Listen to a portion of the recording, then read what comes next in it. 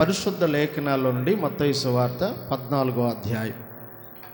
మత్తయి సువార్త 14వ అధ్యాయం అందరు గనక తీసి 26వ వచన భాగాన్ని చదువు. 14వ అధ్యాయము 26వ వచనాన్ని మనము చదువుదాము. చూడండి అన్నమాట. ఆయన సముద్రము మీద నడుచుట శిష్యులు చూసి తొందరపడి భూతమని చెప్పుకొనుచు ఆ భయము చేత కేకలు వేసిరి. వెంటనే యేసు ధైర్యము తెచ్చుకొనుడి, నేనే, భయపడకూడని వారితో చెప్పగా. పరిశుద్ధుడు వారి తండ్రి, నీకు వందనాలు. ఈ పూట కూడా తండ్రి, ఇదిగో నాయన మీ దాసుడిగా నేనే తగ్గిపోవాలి, మీ వాక్యే ప్రత్యక్షం అవ్వాలి, మీరే కనబడాలి, మీరు మాత్రమే నీ బిడ్డలను దీవించాలి, బలపరిచి వాడుకొనండి. ప్రతి విధమైన చీకటి కార్యాలు, అల్లరి కార్యం, కనబడకుండా పరిచేస్తున్న దయ్యపు కార్యములు యేసు నామములో మీ సేవకునిగా రద్దు చేస్తున్నా. పరిశుద్ధాత్ముడా, మా మధ్యలో మీరు ఉన్నారు, ఇక ముందు కూడా నడిపించమని యేసయ్య ఉన్నత నామములో స్తుతించి ప్రార్థన చేస్తున్నాము తండ్రి, ఆమేన్. మంచిది ప్రియులారా, మనము గడిచిన ఒక 2 వర్తమానాలు, ఆదివారం అట్లాగే బుధవారం సంపూర్ణ రాత్రి ప్రార్థనలో ఒకే అంశంలో నుండి వాక్యాలు విన్నాం. ఎవరికన్నా గుర్తుందా, లేకపోతే పక్కనోళ్ళు చెబితే బాగుంటుందా?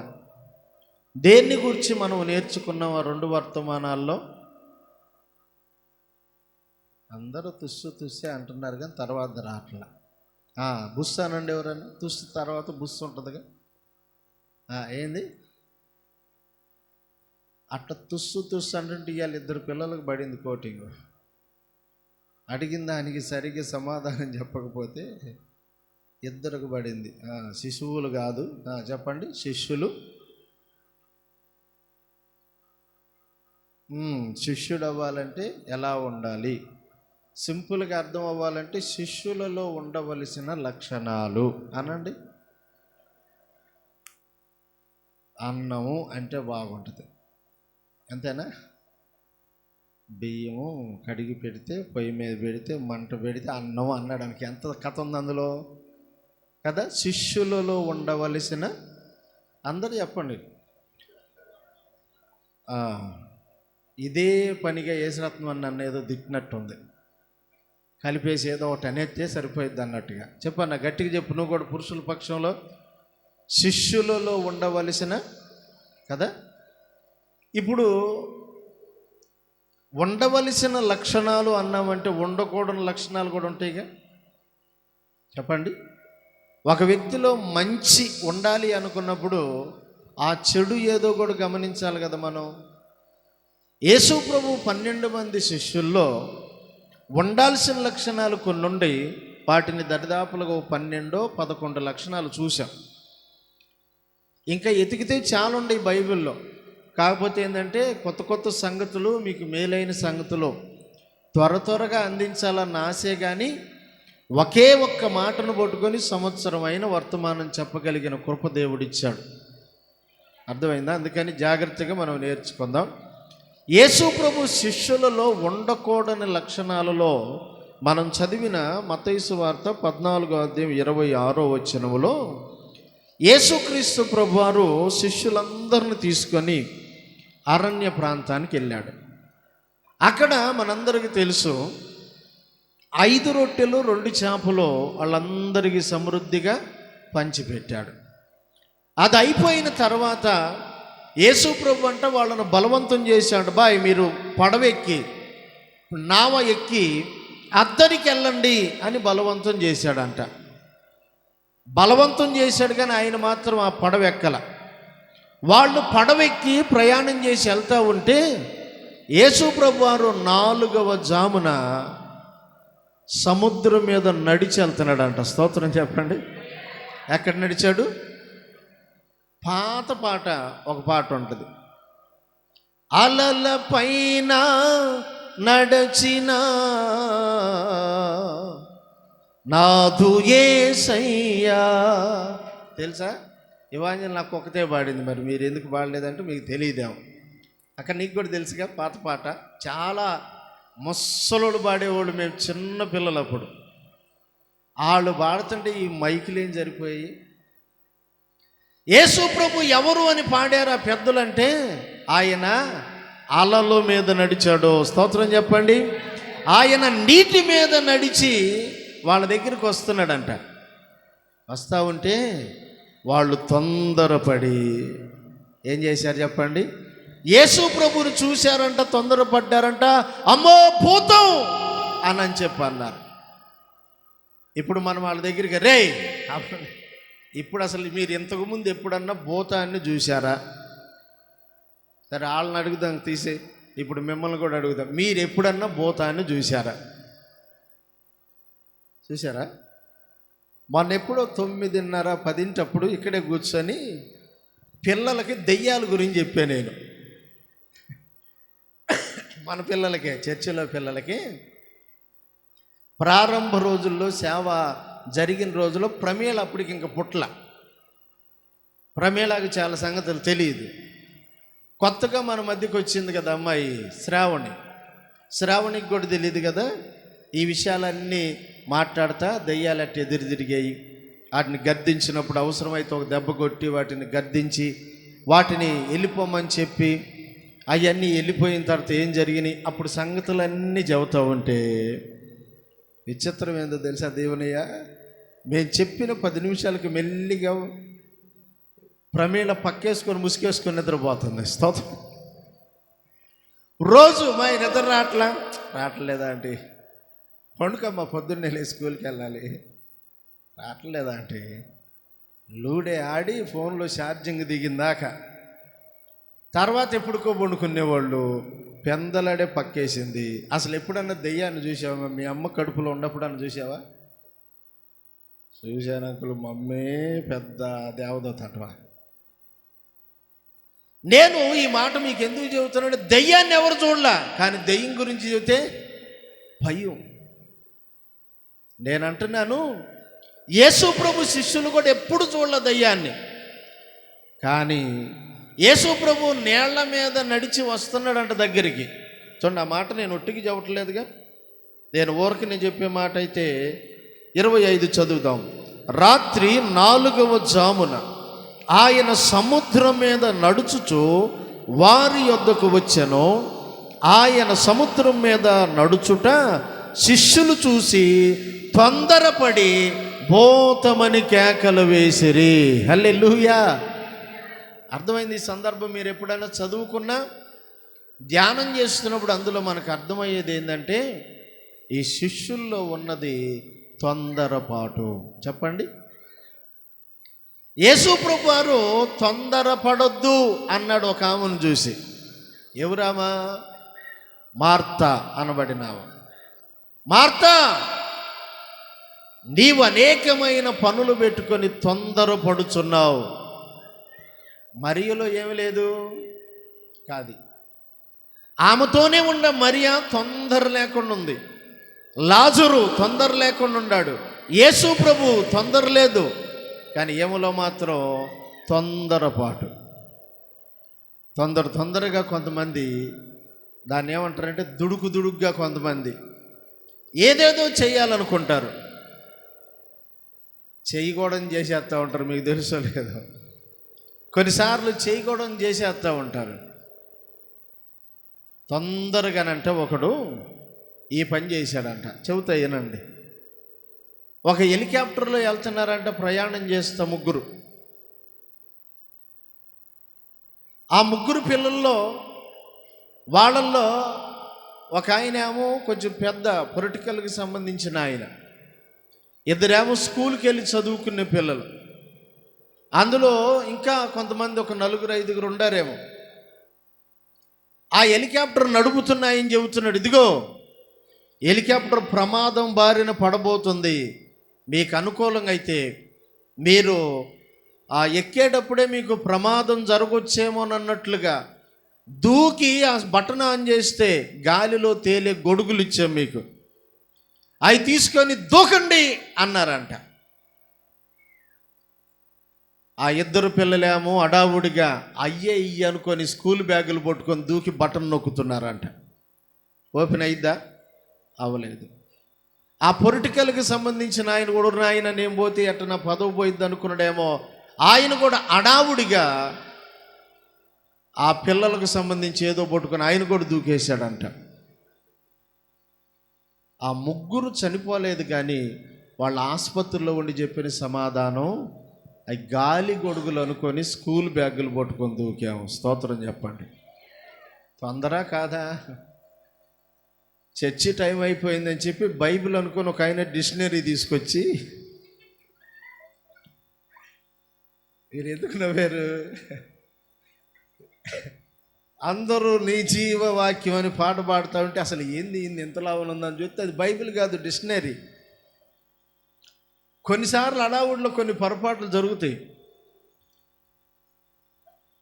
తొందరగా ఒక ఆయన చలి తీర్చుకోవాలనుకున్నాడు. చలి పడుతుంది, ఇప్పుడు చలిగా ఉంది కదా, 4-5 రోజులు బాగా ముసురు బట్టి సొట్ట ఎలిగిచ్చాడంట పాపం. ఎలిగిచ్చి కాల్చి సగం వచ్చిన తర్వాత గతం మర్చిపోయాడేమో, నొప్పుకెళ్ళి తిప్పి పెట్టాడంట నోట్లో. తొందర అంతే ఉంటుంది, కొన్నిసార్లు ప్రమాదాలకు కూడా గురవుతాయి.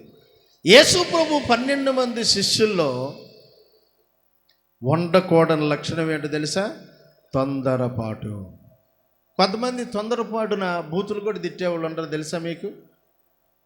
తొందరపడి ఆ భార్యాభర్తల మధ్యలో తగాద రాదా? వచ్చిద్దా రాదా? తగాద వచ్చిన వెంటనే తాలుబొట్టు తీసుకో మొండమోపోడు అనేది నాకెందుకు అందంట. అమ్మాయి కాపురం చేయవా? అందరు చూస్తూ ఉండగా అంత మాట అని తాలుబొట్టాడు మొఖాన్ని కొట్టి వెళ్తివి. మళ్ళీ ఒక 2 నెలలు 3 నెలలు ఆగి పెద్దలు సమాధానపరిచి మళ్ళీ గొడవ తీరిన తర్వాత అదే తాలుబొట్టు మళ్ళీ మెడలో పొలుపుతాడు వేసుకున్నట్టు వేసుకోవాలా లేదా? అప్పుడు ఎవరు మొండమోపోడు మీరు చెప్పండి? కొంతమంది తొందరపడి అనేస్తారు ఓరక మాట. కాలు జారినా తీసుకోవచ్చు అంట, కానీ చెప్పండి, నోరు జారితే మళ్ళీ తిరిగి తీసుకోవటం చాలా కష్టమైంది అన్నారు పెద్దోళ్ళు. యేసు ప్రభు శిష్యులు ఒకసారి కాదు, నేను ఒక 5 మాటలు చెబుతా. 5 మాటల్లో కొన్ని మాటల సందర్భాన్ని బట్టి చెబుతా. గాలి ఆయన సముద్రం మీద నడుస్తుంటే భూతం అని కేకలేసినట్టుగా మార్కు సువార్తలో కూడా 4వ అధ్యాయంలో 38వ వచనంలో చూడండి. వాళ్ళు తొందరపడి ఒక మాట అన్నారు యేసు ప్రభువుని పట్టుకొని. 4వ అధ్యాయం 38, మార్కు సువార్త 4:38 మాట చదువుతాం, చూద్దాం. ఆయన ధోని అమరమును తలవాల్చుకొని నిద్రించుచుండెను. వారు ఆయనను లేపి, బోధకుడా, మేము నశించుచున్నాము, నీకు చింత లేదా? ఎంత మాట అన్నారండి యేసు ప్రభువును? రండి, పేతురు పత్రిక 5వ అధ్యాయం 7వ వచనం, మొదటి పత్రిక. 2 చేతులతో తీసుకుంటే తొందరగా రెఫరెన్స్లు దొరుకుతాయి, రాసుకోవచ్చు. పేతురు రాసిన మొదటి పత్రిక 5వ అధ్యాయము 7వ వచనం చదువుదాం. ఆయన మిమ్మలను గురించి చింతించుచున్నాడు గనుక మీ చింత యావత్తు ఆయన మీద వేయండి. చెప్పండి 2 చేతులు ఎత్తి. పేతురు అంటున్నాడు, తర్వాత రోజుల్లో రాశాడు పేతురు, కానీ ఇప్పుడు బోధకుడా, యేసయ్యా, మేము నశించిపోతుంటే నువ్వు చింత లేకుండా నిద్రపోతున్నావా? తొందరపాట కాదా? వాళ్ళకంటే ముందుగా కీర్తనకారుడు ఏమన్నాడు? ఇశ్రాయేలును కాపాడేవాడు కొనుకొడు. అసలు ఆయన కొనకడంట, నిద్రపోడంట. ఓరకట్ట బొనుకున్నాడో లేదో. గెత్సెమనే వనానికి రండిరా బాబు, నిన్ను సిలువేస్తారు, నన్ను చంపేస్తారు, మత పెద్దలు పట్టుకోబోతున్నారు, ఇక నేను ఈ లోకాన్ని విడిచిపెట్టే గడి వచ్చిందని ఆయన చెప్పిన కూర్పాట్లు పడి నిద్రపోయి ఈ బ్యాచ్ అర్థమైందా? ఏ ప్రార్థనకు వచ్చినా నిద్రపోని నువ్వు అర్ధరాత్రి ఫోన్ చేసి 1 గంటకి, పాస్టర్ అన్న నిద్రపోతున్నావా అంటే ఎట్లుంటుంది అంటారు? చెప్పండి. 1 గంటకు కూడా మేము నిద్రపోవద్దా? ఎంత మాత్రం దేవుని సేవకొస్తే నీవేమో ఎక్కడ కూర్చున్నా నిద్రపోవచ్చు, ప్రయాణంలో కూర్చొని నిద్రపోవచ్చు, ఆటోలో వెనక కూర్చొని నిద్రపోతుంది ఒక పెద్దమక్క. ఓ అక్కాయ్ జాగ్రత్త, ఏడ కళ్ళు మూసావు తేడా వస్తే ఆడకెళ్తావు అని చెప్పా. కొన్నిసార్లు యేసు ప్రభు శిష్యులు ఆయన చూసి భూతమని ఆయన వాడ అమరమును తలవాల్చుకొని పండుకుంటేనట ఆయన్ని నీకు చింత లేదా అన్నారు. చూడండి ఇంకో మాట, 10వ అధ్యాయం, ఇదే మార్కు సువార్త 10వ అధ్యాయం 13వ వచనం చదువుదాం. చూడండి 10:13లో చదువమ్మా. తన చిన్న బిడ్డలను ముట్టవలనని కొందరు ఆయన యొద్దకు తీసుకొని వచ్చిరి. అయితే శిష్యులు వారిని తీసుకొని వచ్చిన వారిని గద్దించిరి. ఏం చేశారంట? ఎవరిని గద్దిస్తున్నారు? యేసయ్య అన్నాడు, చిన్న బిడ్డలను మీరు ఆటంకపరచొద్దు, వారిని నా యొద్దకు తీసుకొని రండి. మాలాంటి వారిదే, మాలాంటి పిల్లలంటే యేసయ్యకిష్టం, మాలాంటి వారిదే పరలోక రాజ్యం అని సండే స్కూల్ పిల్లల పాట ఉంటుంది. యేసు ప్రభు శిష్యుల దగ్గర కంటే పెద్దోళ్ళు చిన్న పిల్లలను తెచ్చారంట. చెప్పండి అందరూ, మీ ఇళ్లలో చిన్న పిల్లలు ఉండేవాళ్ళు మాత్రం చేతులు ఎత్తండి. పిల్లలు లేనోళ్ళు వద్దులే, కానీ మా ఇంట్లో చిన్న పిల్లలు ఉండారన్నవాళ్ళు చేతులు ఎత్తండి. ఉండారు కదా. ఇప్పుడు అందరూ పిల్లలను తీసుకొని వచ్చారా అంటే మనం ఏం చెబుతాం? నాకు తెలిసి ఇంచుమించుగా తెచ్చినట్టున్నారు. ఒకవేళ ఇప్పుడు కనుక పద్మకి వెళ్ళింది అనుకో, వచ్చే ఆదివారం వస్తుంది గొల్లపల్లి వెళ్తే, నువ్వు మర్యాద కలిగి పిల్లల్ని తెమ్మన్నావు అనుకో, ఎందుకు దానన్నా వెళ్ళి బ్యాండ్ మేళం మరి మీద పెట్టి తెస్తానన్నట్టుగా వెళ్ళిపోయింది. దేవుని పిల్లలుగా మనం నేర్చుకోవలసిన ఒక సంగతి, యేసు ప్రభు బిడ్డలుగా మనం నేర్చుకోవాల్సిన ఒక సంగతి ఏంటంటే, ఆ పెద్దలంట చిన్నపిల్లలను తీసుకొచ్చి, ప్రభువా మా బిడ్డలను ముట్టయ్యా, మా బిడ్డల మీద చేతులుంచయ్యా, మా బిడ్డలను ఆశీర్వదించు అంటంటే, ఈ యేసు ప్రభు శిష్యులు ఆ పిల్లలను తెచ్చిన పెద్దలనంట గర్దిస్తున్నారంట. యేసు ప్రభు వాళ్ళని గర్దించమన్నాడా? సైతాన్ని గర్దించమన్నాడా? దేవుని పిల్లలుగా నేర్చుకోవాలి. వీళ్ళల్లో ఈ రకమైన తొందరపాటు, ఈ రకమైన తొందరపాటు మనకు తెలియజేస్తుంది ఏంటంటే, యేసు ప్రభు చిన్న పిల్లలను కూడా రమ్మంటున్నాడు. అంటే ఆయనకి తన మన ఏమీ లేదు, వయసుతో నిమిత్తం లేదు. ఈ ప్రాంతంలోనే ఒక పెద్ద ఆయన మన పిల్లలు స్కూల్కి వెళ్ళే టైంలో వాళ్ళని స్కూల్లో లేపి అందరి ముందు, బాయ్ ఏంది మీరు ఆదివారం చర్చికి ఎందుకు వెళ్తున్నారు? వెళ్ళాల్సిన అవసరం ఏముంది అయ్యా?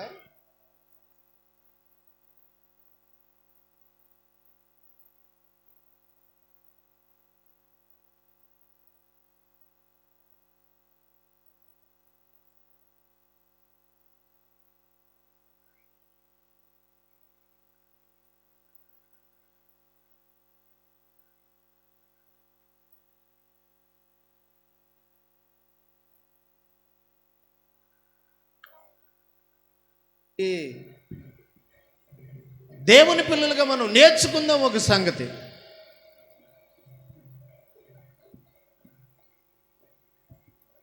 యేసుప్రభు శిష్యులు దేనిని గద్దించాలో దాన్ని గద్దించకుండా ఆ పిల్లల్ని తీసుకొచ్చిన వాళ్ళు గద్దిస్తూ ఉండారంట. ఈ స్కూల్లో పిల్లల్ని లేపిన మాస్టర్ గారితో కూడా నేను అదే చెప్పా, ఏమయ్యా సరే మీరు ఈ చర్చికి వచ్చే పిల్లల్ని ఏదో లేపి నిలబెడుతున్నారంట, ఏదేదో అడుగుతున్నారంట, మీకు ఈ వయసులో చర్చి ఎందుకు అంటున్నారంట, చిన్న పిల్లల్ని తీసుకెళ్ళి మీరెందుకు మొక్కుబళ్ళు చేస్తున్నారు, వాళ్ళకు గుండులు ఎందుకు కొట్టిస్తున్నారు, వాళ్ళను తీసుకెళ్ళి చిన్న వయసులోనే అక్షరాభ్యాసం చేయించట్లేదా? వాడికి ఇష్టమా? అంటే పిల్లోడు గుండు కొట్టించుకోవటం ఇష్టమా? ఆ గుండులు కొట్టించుకునే వ్యవహారం ఈ మధ్య క్రైస్తవుల్లో కూడా వచ్చింది. ఆ దరిద్రం ఆ మరియమ్మ దగ్గరికి బాను ఆ ఉండ పేలుతో ఉండ గుండు మొత్తం తీసుకెళ్ళి అడిగిను. దేవుని బిడ్డలుగా మనం నేర్చుకోవాలి. చిన్న పిల్లలను తీసుకొచ్చిన వారు నువ్వు ఎందుకు గర్దిస్తున్నావు? ఆ పిల్లల్ని ఎందుకు గద్దిస్తున్నామని మనం శిష్యుల్ని నిలదీసి అడిగితే సమాధానం లేదు. ఎందుకంటే యేసుక్రీస్తు ప్రభువారు చాలా పర్యాయాలు చిన్న బిడ్డలను ఆటంకపరచక నా యొద్దకు రానియండి. ఆ 5 రొట్టెలు 2 చేపలు అద్భుతం జరిగేటప్పుడు కూడా చిన్నపిల్లోడి దగ్గర ఉన్న రొట్టెలు చేపలే ప్రభువు తీసుకున్నాడు. ఆ సార్తో కూడా చెప్పాను, చిన్నపిల్లల జోలికి వచ్చినా వాళ్ళ పక్షంలో ఉండే యేసు ప్రభు జోలికి వచ్చినా చాలా ఇబ్బంది అయ్యి సార్ జాగ్రత్త. 2 సార్లు చెప్పాను, 3వసారి చెప్పడానికి లేడు. స్తోత్రం. అంతే ఉంటుంది. మీరేమో మీ చిన్న చిన్న పిల్లల్ని తీసుకెళ్ళి ఆ గట్టు ఉంటావా ఈ గట్టు ఉంటావా, ఆడకి తీసుకెళ్ళి ఏడకి తీసుకెళ్ళి మీరేమో చేయొచ్చు. యేసు ప్రభువును నమ్ముకున్న వాళ్ళు మాత్రం చర్చికి రానివరా? ఆదివారం కావాలని స్పెషల్ క్లాసులు పెడతారంట. వీళ్ళను కాపాడే దేవుడు ఏం చేయడు, కొనుకోడు, ఆయనే సరి తీసుకుంటాడు. చాలా జాగ్రత్త. శిష్యుల్లో ఉన్న మరొక తొందరపాటు గురించి చెప్పుకుందాం రండి.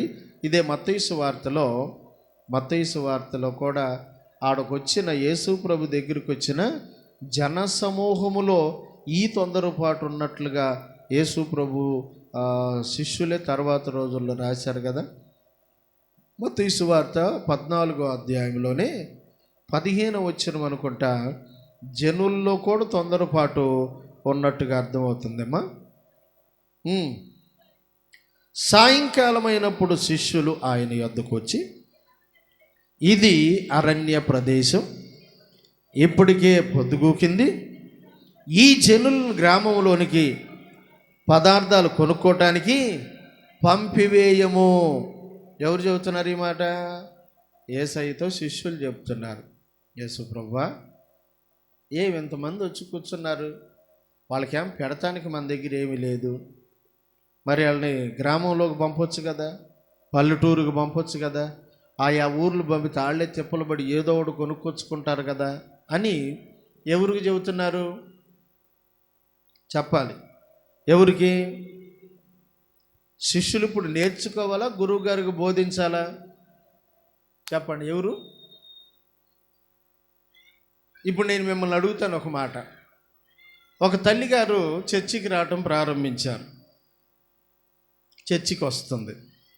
ఓ రోజు పాస్టమ్మ దగ్గరికి వచ్చి పాస్టమ్మతో చెబుతుందంట, అమ్మా మీరు ప్రార్థన చేసి పాటలు పాడి ఆరాధన చేస్తున్నారు కదా, అసలు ఎట్టు కాదమ్మా, మా చర్చిలో అయితే అసలు మామూలుగా ఉండదు, అట్ట ఎక్కడ కూడా చేయండి అమ్మా, వీళ్ళందరూ బాగుపడతారు అందంట.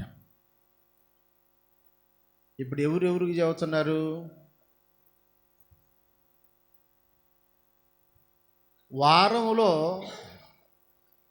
వారమంతా దేవుని కోసం బతికేవాళ్ళం మేము. ఆదివారం వస్తావో రావో తెలియదు, అది కూడా వాన పడితే కష్టమే, సమస్య వస్తే కష్టమే. ఆ బజార్లో మీ వాళ్ళకి సంబంధించి ఏదన్నా ఫంక్షన్ తగిలిందనుకో, సతికిలు పడినట్టు వ్యవహారం. ప్రతి కార్యక్రమాన్ని దేవుని కాడిని ఎత్తుకొని కొనసాగే వాళ్ళకి ఎట్ట బాడాలమ్మగారు, కార్యక్రమాలు ఎట్ట ఉండాలమ్మగారు అని చెబితే ఏమీ అనుకోలేదు. కానీ ఈవిడ నేర్చుకోవటానికి రావటం లేదు అని అర్థమైంది మాకు. ఆమెను ఏమనలా. చెప్పండి, మాకేం అర్థమైంది? నేర్చుకోవటానికి రావటంలా, నేర్పాలని వస్తుంది. అంటే ఇప్పుడు ఎవరు గురువులు, ఎవరు శిష్యులు? ఎప్పుడైనా ఒకవేళ మిమ్మల్ని చూసి, తమ్ముడా అమ్మా ఇదిగో ఇట్ట చెయ్యి అన్నావనుకో, అది కాదు అన్నావంటే ఖచ్చితంగా నువ్వే గురువు అనమాట. ఇక నిన్ను యేసు ప్రభు పక్కన కుర్చీ వేసి కూర్చోబెట్టాలి. రేపో మాపో నిన్ను కూడా తీసుకెళ్ళి కలుగుతా కొండ మీద, చెప్పండి, సరే మనం గొలగతా వరకు వెళ్ళలేములే, డబ్బులు లేవుగా, ఎండూరువారిపాలెం కొండకాడికి వెళ్ళలేమా, బోటు మీదకి వెళ్ళలేమంటారా? వెళ్తావు. పాట నేను ఊరనే పాడతాలే, కదిలింది కరుణరథం అనే పాట. దేవుని బిడ్డలారా, మనం నేర్చుకోవాలి ఒక పదం. యేసు ప్రభు శిష్యులు యేసు ప్రభువుకి నేర్పాలన్నారు. ప్రభువా, ఈ ప్రజలందరూ కూడా నేటికి 3 రోజులు ఇక్కడే ఉండారు, ఉదయం నుంచి ఇక్కడే ఉండారు, వాళ్ళు ఏం తినలేదు. కాబట్టి ఏం చేద్దాం, వాళ్ళను పంపించేయి. యేసుప్రభు ఏం తక్కువడు కాదు, ఏమి చెయ్యాలో తానే ఎరిగి అనే మాట ఉంటుంది. ఇదే సందర్భం మీరు యోహాను సువార్త 6వ అధ్యాయంలో కనుక చదివితే, ఏమి చెయ్యాలో యేసుప్రభుకు తెలిసి ఆ ఫిలిప్పును పిలిచాడు. బాయ్ ఫిలిప్పు, ఈ ప్రజలు 3 దినాలు నా దగ్గర ఉండారని మీరు గందరగోళం అయిపోతున్నారు కదా, మరి వీళ్ళకి రొట్టెలు చేపలు పెట్టాలంటే ఎన్ని పడతాయి లెక్కి అన్నాడు. టక టక టక టక అప్పట్లో క్యాలిక్యులేటర్ ఉందో లేదో టకటక లెక్కేసి, ప్రభువా 150 దేనారాలన్నా, ఏది కొద్ది కొద్దిగా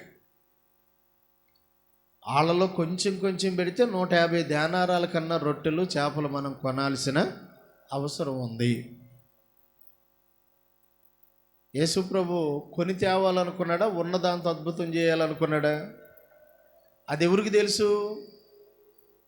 అది తొందరపడే ఈ బ్యాచ్కి తెలియదు. నేను ఇంకా విస్తారంగా చదివించను, మొదటి మాటలోనే ఉన్నాం మనం. చెప్పండి, శిష్యుల్లో ఉండకూడదు ఏంటి? తొందరపాటు. తొందరపాటు వలన నేను అంటున్నాను, షుగర్లు బీపీలు వచ్చేస్తాయి. చెప్పండి, ఏమొస్తాయి? రావా? డాక్టర్ గారి దగ్గరికి వెళ్ళి అంటాడు, ఏందమ్మా ఏంది అంతా లోపల లోపల ఏందో ఆలోచన చేస్తున్నావు, ఏందంత గదిబిజి అయిపోతున్నావు, టెన్షన్ పడుతున్నావా, ప్రశాంతంగా ఉండి అంటాడు. ఎట్లుండిద్ది? కుటుంబంలో జరిగేదాన్ని బట్టి ప్రశాంతత ఉంటుందా? చెప్పండి, ఉంటుందా? నేను అంటున్నాను, నిన్ను ఇంకొక 1 నెల రోజులకి చంపేస్తారని ప్రశాంతంగా ఉంటావా? ఉరిదీసే ఖైదీకి కూడా రోజు రోజుకాడి ఉరిదీసే రోజు దగ్గర పడుతుంది అనుకో, చెప్పండి, ప్రశాంతంగా ఉండడు. కానీ మనం ఆరాధించే యేసుప్రభు ఎట్ట అంటాడో తెలుసా? ఆయన్ను చంపుతారని తెలుసు కూడా పరలోకం నుండి భూలోకానికి వచ్చి ప్రశాంతంగా జీవితాన్ని గడిపాడు. స్తోత్రం చెప్పాం, గట్టిగా చప్పట్లు కొట్టి ప్రభువుని స్తుతిద్దాం. హల్లెలూయా. ప్రశాంతంగా ఆ చీకట్లో ఎతుకుతూ ఉండరు గెత్సెమనే వనములో, వాళ్ళ దగ్గర కూడా ప్రశాంతంగా వెళ్ళి, సోదరులారా మీరు ఎవరిని ఎతుకుతున్నారు అని అడిగాడు ప్రశాంతంగా. మేము నజరేయుడైన యేసుని అన్నారు. మీరు ఎతుకుతున్న యేసును నేనే. హల్లెలూయా. అంత ప్రశాంతంగా ఉండాలండి. రేపు ఉదయం ఆయనకు అన్యాయపు తీర్పు తీరుస్తారు. ఇప్పుడే పట్టుకెళ్ళటానికి వచ్చారు, ఒక బందిపోటు దొంగను పట్టుకెళ్ళేటట్టుగా కత్తులు గుదీలు అక్కడే రాస్తాడు. ఏమి, నేను అనుదినం మీ చెంతనే దేవాలయంలో ఉండి ప్రజలకు బోధిస్తుంటే మీరేంటి బందిపోటు దొంగ మీదకి వచ్చినట్టు వచ్చారంటాడు ప్రభు. ఆయన ఎంత ప్రశాంతంగా ఉన్నాడో నేను అంటున్నా, ఆయన పక్కనుండే శిష్యులకు ప్రశాంతత లేదు, తొందర, అంత తొందర. అందుకేనేమో పేతురికి ఆ పేరు పెట్టారు. ఏ పేరు? ఎట్లాంటివి గుర్తుంటాయి మీకు బాగా, అదే కదా. నువ్వు చేసే తొందర పని బట్టి కూడా నీ పేరుకు పక్కన నేనేం పెట్టాలి నీకు పేరు? చెప్పండి. వాళ్ళు ఎవరో చెప్పారంట, అమ్మాయి మీ గొర్రెపిల్ల చచ్చిపోయి బావిలో పడింది అన్నారంట. మీ బజార్ సంగతేనది. గబా గబా వెళ్ళి బావిలోకి దిగి సచ్చేది ఎప్పుడుకో పురుగులు పట్టుందంట. అది తేలదు కాదు, దాని నోట్లో నోరు పెట్టి అంట ఊతుందంట. దాన్ని ఏమంటారు చెప్పండి? ఇప్పుడు వద్దులే, ఎవరో తర్వాత చెప్పుకుందరులే, నాకెళ్ళి. తొందరపాటు. మన ప్రమీలాన్ని చూసి కూడా ఆ మాట అన్న, ప్రమీల మీ బజార్నే ఉందంటే ఒక ఆమె తొందరపాటు. అమ్మాయి నువ్వు కూడా ఏందమ్మాయి ఆ లక్షణాలు కొద్ది కొద్ది దగ్గరికి వెళ్తావు, ఎల్లబాకమ్మా అన్నానా తల్లి? అదే.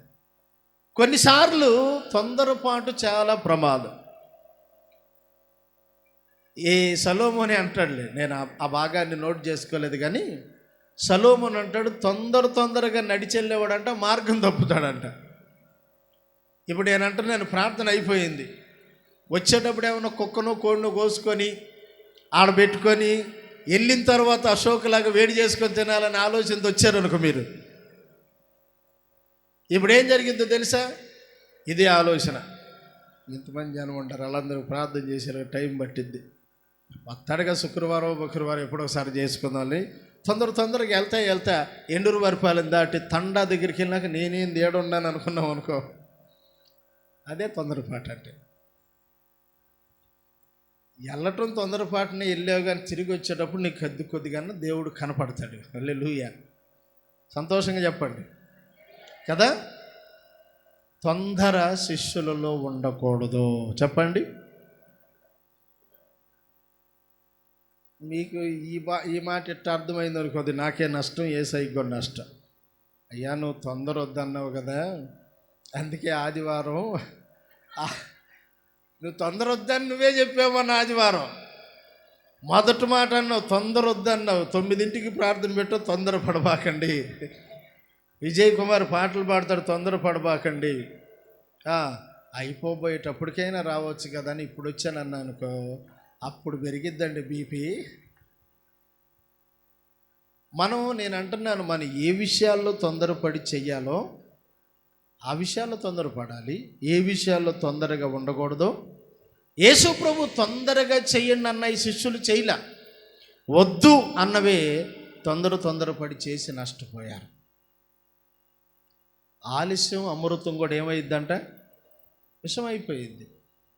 మన వచ్చిన పాస్టర్ గారు చెప్పాడు కదా, యవనస్తుల కోటలో మా అక్క వాయిదాలు వేసింది, నేనైతే బాప్తీసం పొందా, యేసు ప్రభువుని నమ్ముకున్నా. మా అక్కకు తెలియదు, ఆ మట్టి పనికి వెళ్ళింది, ఆ పైనుంచి అన్ని ఇరిగి పైన బండి చనిపోయింది. ఆలస్యం అయితే అది తొందరపడితే. నేనంటాను, ఇక్కడ బాప్తీసాలు లేని వాళ్ళు ఉండరు కొంతమంది. ఎప్పుడని చెప్పారమ్మా, స్వప్న నీకంటే చిన్నపిల్లల చేతులు ఎత్తుతున్నారు, ఏంది ఇంకా నువ్వు గుట్టుకున్నావు అని చెప్పారా? ఆ పిల్ల ఎటు ఎత్తదలుచుకోలేదు. ఒకసారి నేను బిఏ చదివి బియ్యంలో ఏలు పెట్టినాక అప్పుడు కానీ మా నాన్నలాగా అనుకుంటుద్దాం. కొన్నిసార్లు తొందర పెట్టాలి పిల్లల్ని, ఎందుకంటే వాళ్ళకి అవగాహన లేదు, వాళ్ళకి ఇంకా ఆలోచన కలగట్లా. బాప్తీసం అంటే నాకు కూడా 2 కాళ్ళు ముందుకు వచ్చినాక చర్చిలోకి వెళ్ళి కాళ్ళు చాపుకునే వయసా, అప్పుడు తీసుకుంటాను అనుకుంటున్నారేమో. అమ్మ ఇప్పటికే వచ్చినాయి అమ్మ బాదం పాలు తాగి. స్తోత్రం చెప్పండి. నేను అంటున్నాను, కొన్ని తొందర పెట్టాలి, తొందరపడాలి, కొన్ని తొందర పడకూడదు. వాటిల్లో శిష్యుల్లో ఉన్న ఈ లక్షణాలు తొందరపడే లక్షణాలు. రండి 2వ మాటకి వెళ్దాం మనం. మత్తయి సువార్త 16వ అధ్యాయం 16వ అధ్యాయం తీసుకున్నారా? 23వ వచనం చదువుదా. 23వ వచనం. అయితే ఆయన పేతురు వైపు తిరిగి, సాతానా నా వెనుకకు పొమ్ము, నీవు నాకు అభ్యంతర కారణమై ఉన్నావు, నీవు మనుషుల సంగతులే ఆలోచన చేస్తున్నావుగా తలంచుచున్నావు కానీ దేవుని సంగతులు తలంచక ఉన్నావని పేతురుతో చెప్పాను. ఇప్పుడు ఈ సంగతి భలే విచిత్రంగా ఉంటుంది. యేసు ప్రభు వారు శిష్యులతో కలిసి ఆయన పొందవలసిన మరణాన్ని గురించి ధ్యానం చేస్తున్నాడు, డిస్కషన్ చేస్తున్నాడు. అంతలోకి పేతురు యేసయ్య చేయబట్టుకొని, ప్రభువా నీకు ఈ సిలువ మరణం దూరం అయిపోవునుగాక అన్నాడు. వెంటనే ఆ మాట పలుకుతుంది ఎవరో యేసయ్యకి అర్థమయ్యి పేతురు వైపు తిరిగి అంటున్నాడు, సాతానా అన్నాడు. ఇప్పుడు పేతురులో ఎవరు ఉండారు? ఏంది, యేసయ్యని నమ్ముకున్న బిడ్డలను సాతాను పట్టొచ్చా? పట్టిద్దనే చెప్పండి. ఇప్పుడు మనందరం చర్చిలో కూర్చున్నామండి, కుక్కలు చర్చిలోకి రాకూడదని ఏమైనా బోర్డు పెట్టామా? ఒకవేళ పెట్టినా బోర్డు చదివి మంచి కుక్కలే రావాలి, పిచ్చి కుక్కలు రాకూడదని చదువుకొని వెనక్కి వెళ్ళిపోతాయా? చెప్పండి, నాకు వెళ్ళి చూడండి. మంచి కుక్క అయినా చదవలేదు, పిచ్చి కుక్క అయినా చదవలేదు. నేను అంటున్నాను, దొంగలు చర్చిలోకి రావద్దని బోర్డు పెట్టామా? రావచ్చు. కొంతమంది అందుకే తెలివి ఎక్కువైన వాళ్ళు చర్చికి వచ్చేటప్పుడు ఏం వేసుకొని రారు, కానీ టౌన్ ఏరియాలో చర్చికి వెళ్ళేటప్పుడు కూడా మొత్తం మీద అమ్మవారు పెట్టుకున్నట్టే పెట్టుకొని వెళ్తారు. దొంగోడికి బాగా తెలుసు, ఆడికి కూడా ఒక 500 పెట్టి బైబిల్ కొనుక్కొని ఆడు ఏళ్లతో పాటే వచ్చి కూర్చుంటాడు. ఆరాధన అనగానే మెళ్ళలో గొలుసు మాయమైపోయింది. ఆడ 500 కొనుక్కొని మరి వచ్చాడు కదా బైబిల్ కొనుక్కొని. వాడు లేపేస్తాడు, చేతి ఉంగరాలు కూడా లేపేస్తాడు, తగిలించుకున్న హ్యాండ్ బ్యాగులు కూడా లేపేస్తాడు, సెల్ ఫోన్లు ఎత్తుకెళ్ళిపోతాడు. వాడు, నేను అంటున్నాను, చర్చిలోకి ఎందుకు వచ్చాడు? చర్చిలో మనం ఏమి ఎవరిని అభ్యంతరపరిచేది లేదు, అందరు రావచ్చు. నా మందిరము సమస్త జనులకు, అందరు రావచ్చు. ఎక్కడే ఒక ముస్లిం అబ్బాయి అడిగాడు నన్ను, పాస్టర్ గారు మేము కూడా ఆదివారం చర్చికి రావచ్చు అన్నాడు. రావచ్చు, నేను రావచ్చు అంటున్నాను, కానీ మీ వాళ్ళు పోవచ్చు అంటే నువ్వు రావచ్చు అన్న. అలా అంటారు ఆ మాట. రే నువ్వు చావనన్నా ఏడే జావు, ఏ రోగంతోన్న జావు, ఏ జబ్బుతోన్న జావు, ఏ దయ్యం పట్టినా చర్చికి మాత్రం వెళ్ళొద్దు అంటారు వాళ్ళు. నీకు చేతనైతే వాళ్ళని జయించుకొని రమ్మన్నాను. వాడు వచ్చింది లేదు, పెట్టింది లేదు. నేను ప్రభు మార్గంలో ఇన్ని సంవత్సరాల సేవా అనుభవంలో చూసా, బాప్తీసం తీసుకున్న వాళ్ళకి పట్టినాయి అంటే దయ్యాలు. అందుకే అన్నాడు, అపవాదికి చోటు ఇవ్వద్దు. ఎక్కడ? ఇంట్లో ఇవ్వకూడదు, ఒంట్లో ఇవ్వకూడదు, హృదయములు ఇవ్వకూడదు. ఇస్తే పట్టుకుంటాడు వాడు. వాడు పట్టుకొని నిన్ను చంపనైనా చంపుతాడు, నిత్య నాశనానికైనా తీసుకెళ్ళిపోతాడు. దేవుని పిల్లలుగా మనం నేర్చుకుందాం. సాతానా అని పేతురును చూసి అంటూ, నీవు నాకు అభ్యంతర కారణముగా ఉన్నావు అంటే శిష్యులలో ఉంటున్న కారణం ఏంటంటే చెప్పండి. రండి 26, ఇదే మత్తయి సువార్త 26లో శిష్యులు అక్కడ ఒక మాట యేసు ప్రభు అంటాడు చూడండి, మీరందరూ నా విషయమై అభ్యంతర పడతారు. 31 చదువమ్మ, 26వ అధ్యాయం 31వ వచనం.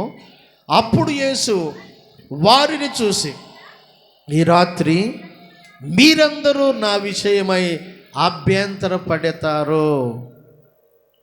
ఇప్పుడు పేతురు ఒక్కడైనా అభ్యంతర పడుతుంది? అందరూ అభ్యంతర పడతారు. శిష్యులారా, అసలు మీలో ఉన్నటువంటి చెడ్డ గుణం అభ్యంతర పడతాం అంటే ఏంటో తెలుసా అమ్మా? అభ్యంతర పడతాం అంటే ఏంటో తెలుసా? ఒకసారి యేసు ప్రభు ఇట్టనే ఒక 70 మందిని కూర్చోబెట్టి వాక్యం చెప్పాడు. యేసు ప్రభు కంట ఇతర శిష్యులు కూడా కలుపుకొని మొత్తం 70 మంది ఉండారంట. ఇది నా శరీరం, దీన్ని తిని దీన్ని తాగండి అంటూ తన శరీరాన్ని గురించి, రక్తమును గురించి, ఆయన చేయబోతున్న బలియాగంలో మనకు కలుగుతున్న నిత్య జీవాన్ని గురించి ఆయన వాక్యం చెప్పాడు. చెప్పగానే శిష్యులు ఏదో 70 మంది విన్నారు. ఆ 70 మందిలో 58 మంది, ఎంతమంది? 58 మంది అభ్యంతరపడి. ఎక్కడుందన్నమాట? యోహాను సువార్త 6వ అధ్యాయంలో 60వ వచనం 66 వరకు ఉంటుంది. ఏంటి? వారు అభ్యంతరపడి ఆ మాట వినంట, అమ్మో ఇది కఠినమైన బోధ కదా అనుకున్నారంట. ఏ బోధ తీశారా? యోహాను సువార్త 6:60 చదవండి. అక్కడ యోహాను సువార్త 6వ అధ్యాయం 60వ వచనం. అనేకులు ఆ మాట విని, ఇది కఠినమైన మాట, ఎవడు వినగలడని ఏం యేసయ్య చెప్పింది. ఏం మాట అంట? కొంతమంది ఏమో యేసయ్య చెప్పిన దయగలిగిన మాటలమ్మో, యేసయ్య మాటలు వింటామంటే మనం మర్చిపోతామని కొంతమంది వస్తుంటే, ఈ 70 మందిలో 58 మంది కంట ఇది కఠినమైన మాట, అమ్మో మనం ఆడింటాం. 66 చదవండి. అప్పటి నుండి ఎప్పటి నుంచి? యేసయ్య చెప్పిన మాట విని, అమ్మో ఇది కఠినమైన మాట, మనకెందుకురా, ఇది మనం పాటించలేమని 58 మంది వెనుదీసి మరి ఎన్నడూ ఆయన వెంబడించలేదంట. సరే, ఈ 58 మంది అభ్యంతరపడి వెళ్ళిపోతే ఇప్పుడు ఈ 12 మందిని కూర్చోబెట్టుకుని యేసు ప్రభు అన్నాడు, ఈ రాత్రి ఇదిగో మీ 12 మంది కూడా నా విషయమై అభ్యంతర పడబోతున్నారు. మొదటి మాట ఏం అనుకున్నాం మనం? తొందరపాటు. ఇప్పుడు ఇలా ఏం జరుగుతుందంటే లోకాసు వార్త 17వ అధ్యాయంలో కూడా ఈ మాటే మనం చదువుతాం. నేను ఇన్ని రిఫరెన్స్లు ఎందుకు మీకు చూపిస్తున్నానంటే, ఇవి చదువుతూ ఉండగా వింటూ ఉండగా ఈ బలహీనతలు మనలో ఉండేమో చూసుకొని సరిగ్గా ఉంటే గనక విడిచిపెట్టాలి. 17 మొదటి వచ్చిన చదువమ్మ. ఆయన తన శిష్యులతో ఇట్లా నేను ఆభ్యంతరములు రాకపోవుట అసాధ్యము, కానీ ఎవని వలన వచ్చునో వానికి శ్రమ. అబ్బాయి, అభ్యంతరాలు వస్తాయి, కానీ ఎవని వల్ల వస్తాయో అమ్మా చెప్పండి, వానికి శ్రమ. దేవుని సంఘం అంటే ఏమనుకున్నారు? దేవుని వాక్యం అంటే ఏమనుకున్నారు? దేవుని మార్గం అంటే ఏమనుకున్నారు? వచ్చారా? ఈరోజు ప్రభు నీతో మాట్లాడా? ప్రేమతో మాట్లాడా? తీసుకో. కొంచెం గద్దింపుతో మాట్లాడా? తీసుకో. మార్గంలో వెళ్ళేటప్పుడు నువ్వు రెచ్చిపోయి ఇంకోళ్ళని రెచ్చగొట్టబాక, అదే అభ్యంతరం. మరి నీ చూస్తే మహాలక్ష్మిలాగా ఉండవు. నిన్నేంటి బర్రెలక్క అంటున్నాడు? బర్రెలక్క అంటే బర్రెలక్క అంటాడు. ఎద్దులక్క అంటే నీకేం వచ్చింది పోయారు నేను కదా అంటుంది. త్వరగా ఆ పిల్లల గురించి చెప్పుకుంటున్నా నేనంటే. ఒకవేళ నేను గనక ఏదైనా ఒక మాట అన్నాను, దైవజనుడికి అన్నాను, నీకు హెచ్చరిక కావటానికి ఏదన్నా ఒక మాట అన్నా, అప్పుడప్పుడు మా అక్క ఏమన్నాడు, బులుగు చీరే కట్టింది, మరి ఏంది అది యూనిఫామ్ ఏమో నాకు అర్థం కావట్లేదు. ఇన్నోండి ఇంతకు బులుగు చీరలో నేను ఎప్పుడు నీకు వెళ్ళి చూపించిన బులుగు చీరతో కనపడుతున్నా. ఆ కేసీఆర్ లాగా లేకపోతే జగన్ లాగా చంద్రబాబు నాయుడు ఒకే డ్రెస్సు. దేవుని స్తోత్రం. అప్పుడప్పుడు పాపం కొంచెం వినికిడి శక్తి తగ్గింది, అందుకనే నేను చెప్పేసి వాళ్ళని పాటల వినికిడి శక్తి తగ్గింది మా అమ్మాయికి. కాబట్టి సుదీర పడింది. నేను ఎప్పుడన్నా ఒకసారి మాయి రత్తమ్మా అంట. మొన్నెళ్ళి వాళ్ళ పెద్ద కొడుకుని అడిగాను, నీ కత్తులు రక్తం ఏడుందని. ఆయన పెద్దకు నవ్వాడు. వాళ్ళ ఇంటి పేరు ఏం పేరు చెప్పండి కదా. నేను అప్పుడప్పుడు అంటూ ఉంటాను, అని దీనికే నువ్వు అభ్యంతరం పడితే బాత్రూమ్ తలుపేసుకోవాలి లోపల. ఆమె అంది చిన్నోడా అది. నేను అప్పుడప్పుడు ముద్దుకి చిన్నోడా అన్నాను అనుకో, ఇంత నవ్వుడు కొట్టుకొని ఏంది నీకు చిన్నోడా అన్నాడంటే అభ్యంతరం అది. యేసు ప్రభు చెప్పిన బోధకు అందరూ బాగానే ఉండారు, కానీ కొంతమంది స్విచ్ పెట్టేవాళ్ళు ఉంటారు, తెలుసా మీకు? ఇప్పుడు నాకు వాక్యం ఏదో కొంచెం గుచ్చుకుందండి ఈరోజు, కొంచెం గుచ్చుకోకుండా ఉండదు.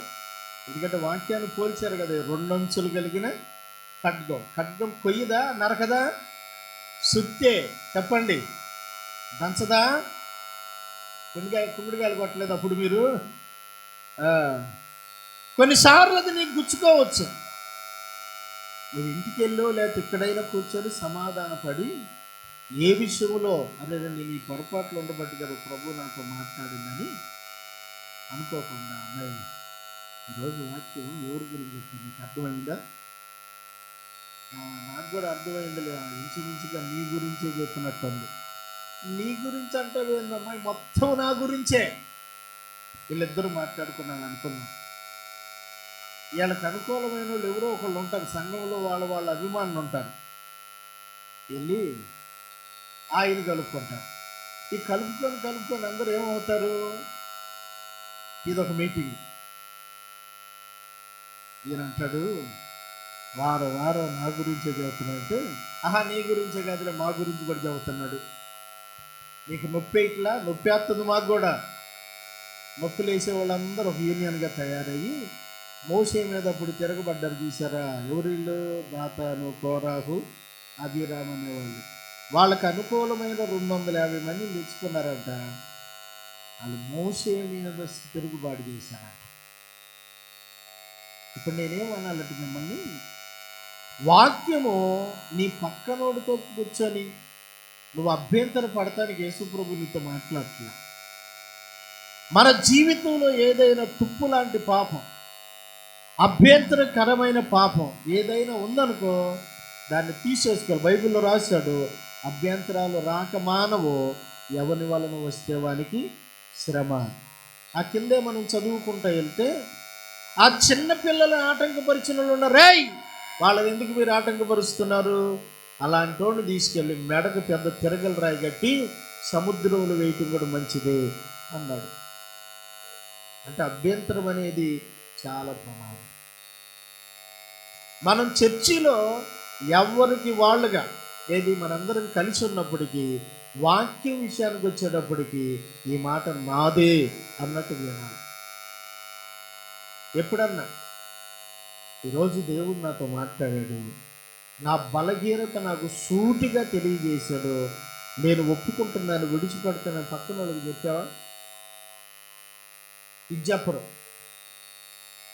ఇప్పుడు ప్రభువు నీతో మాట్లాడినప్పుడు, ఇదిగో నేను ఫలానప్పుడు ఒక స్త్రీతో వ్యభిచారం చేశాను, అది దాచుకున్నా, ఈరోజు ప్రభు నాతో మాట్లాడాడు. ఫలానప్పుడు నేను ఒక దొంగతనం చేసి అదేముందో అనుకున్నా, ప్రభు నాతో మాట్లాడాడు అని ఎవరు అని అంటారా? అయ్యేం చెప్పరు. ఏం చెప్పుకుంటారు? ఏదన్నా నీ గురించి ఏదన్నా చెప్పినప్పుడు ఈ గురించి నా గురించి చెప్పాడు, కానీ ఇక నేను ఈ చర్చికి రావట్లేదు, వేరే చర్చికి వెళ్తున్నాను అంటే నువ్వేమనుకున్నావంటే చర్చి మారిస్తే సరిపోయిద్ది, పాస్టర్ని మారిస్తే సరిపోయిద్ది అంటున్నావు. పరలోకాన్ని మార్చలేదా?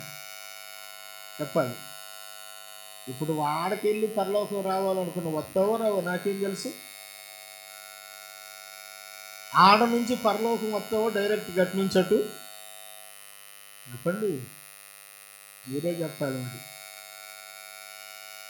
చర్చిలు మార్చటం కాదు, దేవుడు మనతో మాట్లాడుతున్న మాట ఏదో అది మనకు తగిలినప్పుడు దాన్ని ఖచ్చితంగా తీసేసుకోవాలి. దావీదు ఇంట్లో కూర్చున్నాడు. మన భాషలో చెప్పాలంటే మా జాయిస్ నాది, మన భాషలో చెప్పాలంటే తప్పులన్నీ చేసి నంగనాశలా కూర్చున్నాడు ఇంట్లో. ఏంటది? చెప్పరే, నేను చేసింది ఎవ్వడికి తెలియదు, నరమాతృగా నన్ను పట్టుకోలేడు అనుకుంటున్నాడు. నాతాను ప్రవక్త గారు అప్పుడప్పుడు మేము గృహాలు దర్శించడానికి వచ్చినట్టు దావీదు దగ్గరికి వచ్చారు. కొంతమంది ఏడకు వచ్చిన వాళ్ళే మాట్లాడతారు, మేము గృహాలు దర్శించడానికి వెళ్ళిన వాళ్ళే మాట్లాడతారు, మమ్మల్ని మాట్లాడలేదు. దావీదు అంత మంచివాడు తెలుసా? నాతాను వచ్చి, అయ్యారు నేను మీకు కథ చెప్పాలన్నా. చెప్పండి అన్నాడే కానీ నేను చెబుతాను ఈ పూటకు నువ్వు విను అనలా. నాతాను కథ అంతా చెప్పగా దావీదు 2-3 మాటలే మాట్లాడాడు. 3వ మాటకి దావీదు నాతాను పాదాల దగ్గర కుప్పగూలిపోడు. చప్పట్లు కొడుతూ ప్రభువును స్తుతిద్దాం. హల్లెలూయా. మొదటి మాట ఏంటి? ఆ మనుషుడు, ఆ తప్పు చేసిన మనుషుడు ఎవడైనా మన దేశంలో ఉంటే వాడు మరణ శిక్షకు పాత్రుడు అన్నాడు. వెంటనే 2వ డైలాగ్ ఏందో తెలుసా? ఆ మనుషుడు ఎవరో కాదు నువ్వే. అంటే చెయ్యాల్సిన తప్పులన్నీ చేసి అటు కూర్చున్నావా నంగనాశలాగా? లే, నీ పిల్లోడిని దేవుడు మొత్తినట్లుగా నిన్ను కూడా మొత్తబోతున్నాడు అన్నాడు. వెంటనే 51వ కీర్తన అంతా రాసేశాడు, పశ్చాత్తాపడ్డాడు. నేను అంటున్నాను, ఏది నీ జీవితంలో అభ్యంతర కారణం ఉందో తీసేసుకోవాలి. ఇక్కడ కూర్చున్న మీరైన ఈ మాటలు వింటున్న ప్రతి ఒక్కరికి నేను ధైర్యంగా చెప్పగలిగిన మాట, నన్ను బట్టి ఎవడైనా పరలోక రాజ్యానికి గనక దూరం అయ్యాడా, నాలో ఏదైనా చేదు అనుభవం వాడికి కనపడి వాడు దేవుని దగ్గరికి రావట్లేదా, వాడి విషయంలో నేను ఉత్తరవాదిగా లెక్క చెప్పాలి.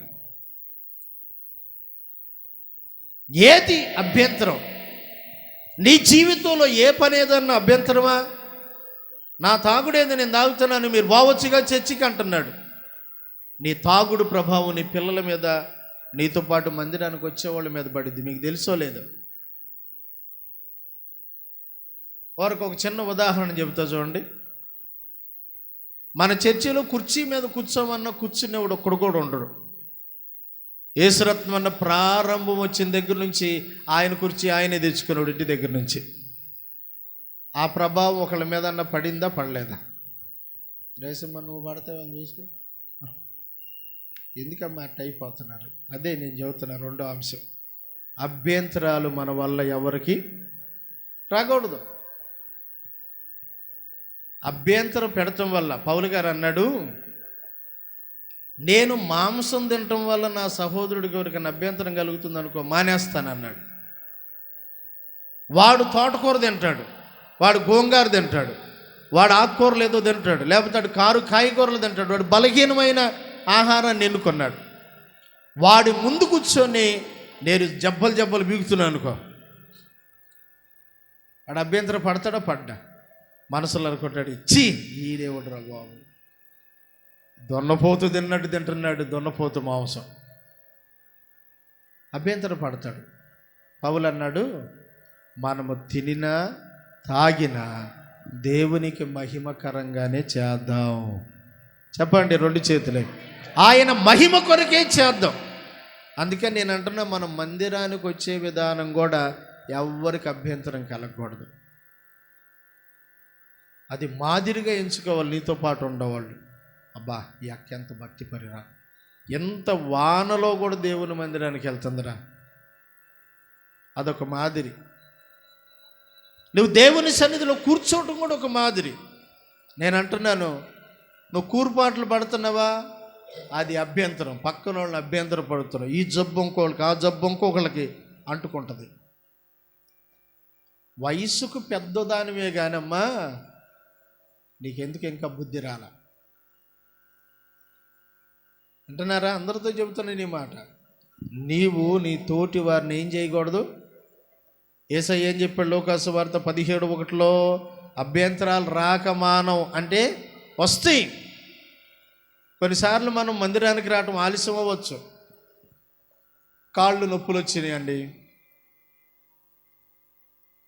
కాళ్ళు జాపుకోవచ్చు, కొంచెం అలసటగా ఉంది, లేచి నిలబడవచ్చు, తప్పు లేదు. ఎందుకంటే మన శరీరం మనకి ఎప్పుడు సహకరించిద్దా? ఏడున్న ముసలోళ్ళు వాళ్ళు 16-17 సంవత్సరాల వయసులో పచ్చి పేడ దొక్కితే ఎన్నొక్కలైంది వాళ్ళకే లెక్కలు లేవు. ఇప్పుడు పేడ దొక్కి వాళ్ళే జారి ఆ పేడలోనే పడుతున్నారు. స్తోత్రం చెప్పండి. అది ఆడ తప్ప అంటారా, వయసు తప్ప? అందుకని మనం దానికి అభ్యంతరం పడాల్సిన అవసరంలా. నేను అంటున్నాను, కూర్చోవటంలో అభ్యంతరం ఉండదు. కొంతమంది కూర్చొని అడ్డుగోలుకి ఇటు తిరుగుతారు చూడు, అందరు ఇటు కూర్చున్నప్పుడు గోడ కానుకొని కాళ్ళు ఇటు చాపుతారు చూడు, చక్కగా కూర్చోమ్మా, బాయ్ నాకేందుకు పొద్దా నాకేళ్ళు చూస్తా, డీజీ నువ్వు చూసుకో అంటారు వాళ్ళు. అదొక అభ్యంతరం. యేసు ప్రభు వారు శిష్యులతో చెబుతున్న యోగ్యమైన మాట, మీలో అభ్యంతరాలు రాకూడదు, ఇదొక చెడ్డ గుణం. చెప్పండి, ఎన్ని చెప్పుకున్నాం? రండి మూడో దానికి కూడా వెళ్దాం, టైం అయిపోతుందిగా. మత్తయి సువార్త 18వ అధ్యాయం.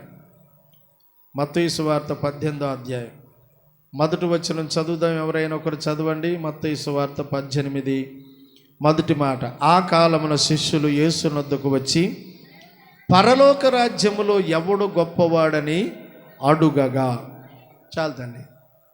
యేసు ప్రభు శిష్యులు యేసు ప్రభు దగ్గరికే వచ్చి, బోధకుడా యేసయ్యా, పరలోక రాజ్యములో ఎవరు గొప్పోళ్ళు?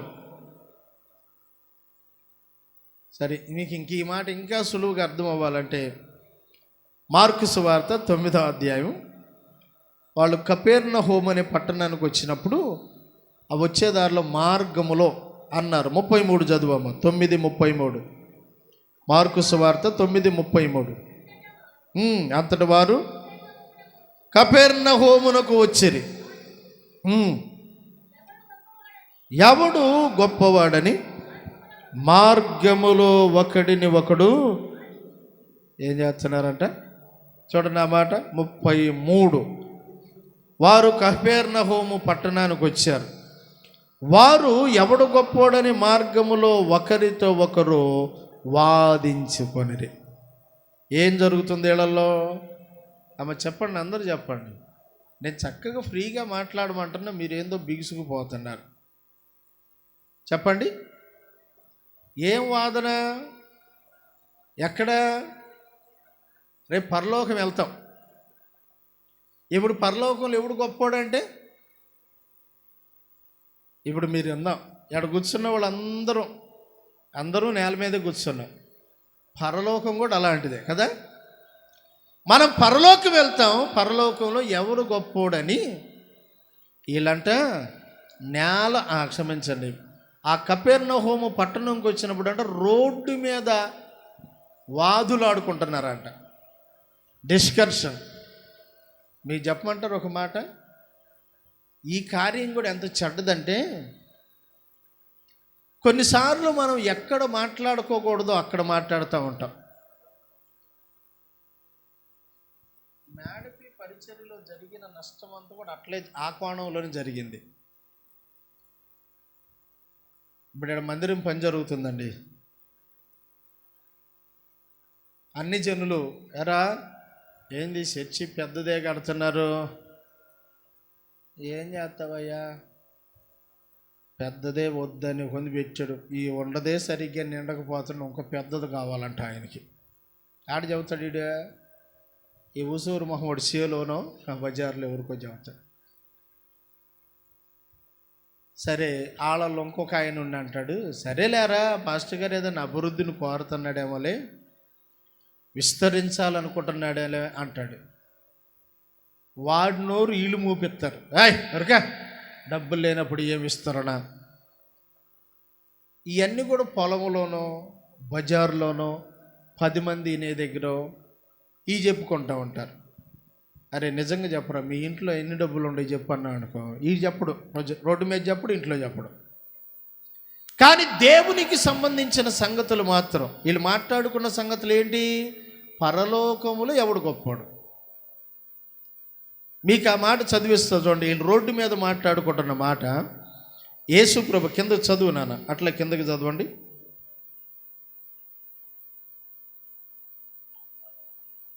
చదువు వచ్చినవి ఏం చెప్పది, చదువు 34. ఆయన ఎంట ఉన్నప్పుడు మార్గములో మీరు ఒకరితో ఒకరు దేనిని గూర్చి వాదనలాడుకుంటున్నారు అబ్బాయి అన్నాడంట. ఇంట్లో కూర్చొని చెప్పుకోవాల్సిన మీరు బజార్లో మాట్లాడుతున్నారా? పరలోక రాజ్యాన్ని గురించి ప్రకటన చేయటానికే మీరు వీధిలోకి వెళ్ళాలి. పరలోక సంగతిలో మీరు వీధుల్లో మాట్లాడుకోకూడదు. చాలామంది విశ్వాసులు చేస్తున్న తప్పు, చాలామంది దేవుని బిడ్డలు అనవసరమైన బజార్లకు ఎక్కుతారు, అవసరమైన మాత్రం చెప్పరు. ఆ ఇంటి పక్కనోడికి నీ గురించి చెడ్డగా తెలిసినంతగా మంచిగా తెలియదు, నీ సంఘాన్ని గురించి చెడ్డగా తెలిసినంతగా మంచిగా తెలియదు. ఎందుకు? నువ్వు సంఘాన్ని గురించి సేవకుని గురించి చెడుగా మాట్లాడుకున్నవన్నీ వాడు వింటాడు, అందుకని నువ్వు మంచి ఏం చెప్పలేకపోయావు. మీరు మార్గములో వాదించుకుంటున్నారేంటి అని యేసు ప్రభువారు ఇంట్లోకి వెళ్ళినప్పుడు అడిగాడంట. శిష్యులకు యేసు ప్రభువారు చెప్పిన మాట, బాయ్ పరలోకములో ఎవడు గొప్పోడని మీరు అనుకుంటున్నారా? మీలో ఎవడైనా ఒకవేళ ఎక్కడైనా అక్కడైనా గొప్పోడుగా ఉండాలంటే అసలు ఈ సాంప్రదాయం మనలో లేదు, అన్య జనుల్లో ఉంటుంది. ఎక్కడ ఉంటుంది? ఉందా మాట కూడా చదువుతారా? ఎక్కడ? లోకాసు వార్తలు అనుకుంటాను, అన్ని జనుల్లో ఉంటుందయ్యా ఈ సాంప్రదాయం అని ప్రభు అంటాడు. చూడండి, గొప్పవాడు అనే మాట అక్కడ కూడా 9వ అధ్యాయం అనుకుంటా, లోకా 9:46లో అక్కడ యేసుప్రభు వాళ్ళతో మాట్లాడుతున్నప్పుడు, తమలో ఎవడు గొప్పవాడని వారిలో తర్కము పుట్టగా వారి హృదయాలను ఎరిగి, ఓకే నన్ను ఆ మాట అన్యజనులు లేకపోతే లోకములో ఉన్న వాళ్ళని గురించి యేసు ప్రభు చెప్పిన మాట నేను మీతో చదవండి. లూకాసు వార్త 22:44. లూకాసు వార్త 22:44. తమలో ఎవడు గొప్పవాడిగా ఉండునో అని వాదము వారిలో పుట్టగా ఆయన వారితో ఇట్లా, నేను అన్యజనుల్లో రాజులు వారి మీద ప్రభుత్వము చేయుదురు, వారి మీద అధికారము చేయుదురు, ఉపకారులుందురు, మనకైతే అలాగూ ఉండరాదు. స్తోత్రం చెప్పండి. యేసుప్రభు అంటున్నాడు లూకాసు వార్త 22:24 ఏమని? అన్ని జనుల్లో ఉంటారు మీరు అనుకున్నట్లుగా, ఈడు గొప్పోడు వాడు తక్కువోడు, ఇది ఈడు పైయోడు వాడు కిందోడు, ఈడు అధికారి వీడు సామాన్యుడు అని. కానీ పరలోక సంబంధమైన వాటిల్లో ఉండదు, అందరూ సమానమే. స్తోత్రం చెప్పండి. అందుకేనేమో యేసుప్రభు ఈ మాట చెప్పిన తర్వాత వాళ్ళలో చాలా మార్పు జరిగింది. యేసుప్రభు ఎట్టుంటాడు అట్టనే తయారయ్యేవాళ్ళంట వాళ్ళు కూడా. ఇస్కరియోతు వాళ్ళకు పట్టించడానికి వెళ్ళేటప్పుడు ఇది కాళ్ళల్లో యేసుప్రభు గడ్డ ఉంటుంది, యేసుప్రభుకు జుట్టు ఉంటుంది, యేసుప్రభు అంగీ వేసుకుంటాడని చెప్పలా. నేను వచ్చి ఎవరిని ముద్దు పెట్టుకుంటే ఆయనే యేసుప్రభు. ఎందుకు? అందరూ యేసయ్యలాగే ఉన్నారు. స్తోత్రం చెప్పండి. యేసయ్య చాలాసార్లు అన్నాడు, దేవాలయం గొప్పది అనుకుంటున్నారా? దేవాలయం కంటే గొప్పోడు ఇక్కడ ఉన్నాడు. యోనా గొప్పోడు అనుకున్నాడా? యోనా కంటే గొప్పోడు ఇక్కడ ఉన్నాడు. సలోమోను గొప్పోడు అనుకుంటున్నారా? సలోమోను కంటే గొప్పోడు ఉన్నాడు ఇక్కడ. అబ్రహాము కంటే నేను ముందున్నవాడను. స్తోత్రం చెప్పండి. గొప్పవాడనైన నేను అన్ని వదిలిపెట్టి సామాన్యుల మధ్యలో మీతో సమానంగా ఉండాలనుకుంటుంటే మీరు అక్కడెవరు గొప్పవాడు అనుకుంటున్నారు? ఇదిగో ఈ వాదం మీలో ఉండకూడదు. రోమాపత్రికలు అనుకుంటాను, వాదాపవాదాల వల్ల కొందరు వ్యర్థులైపోయారు అంటాడు పౌలు గారు.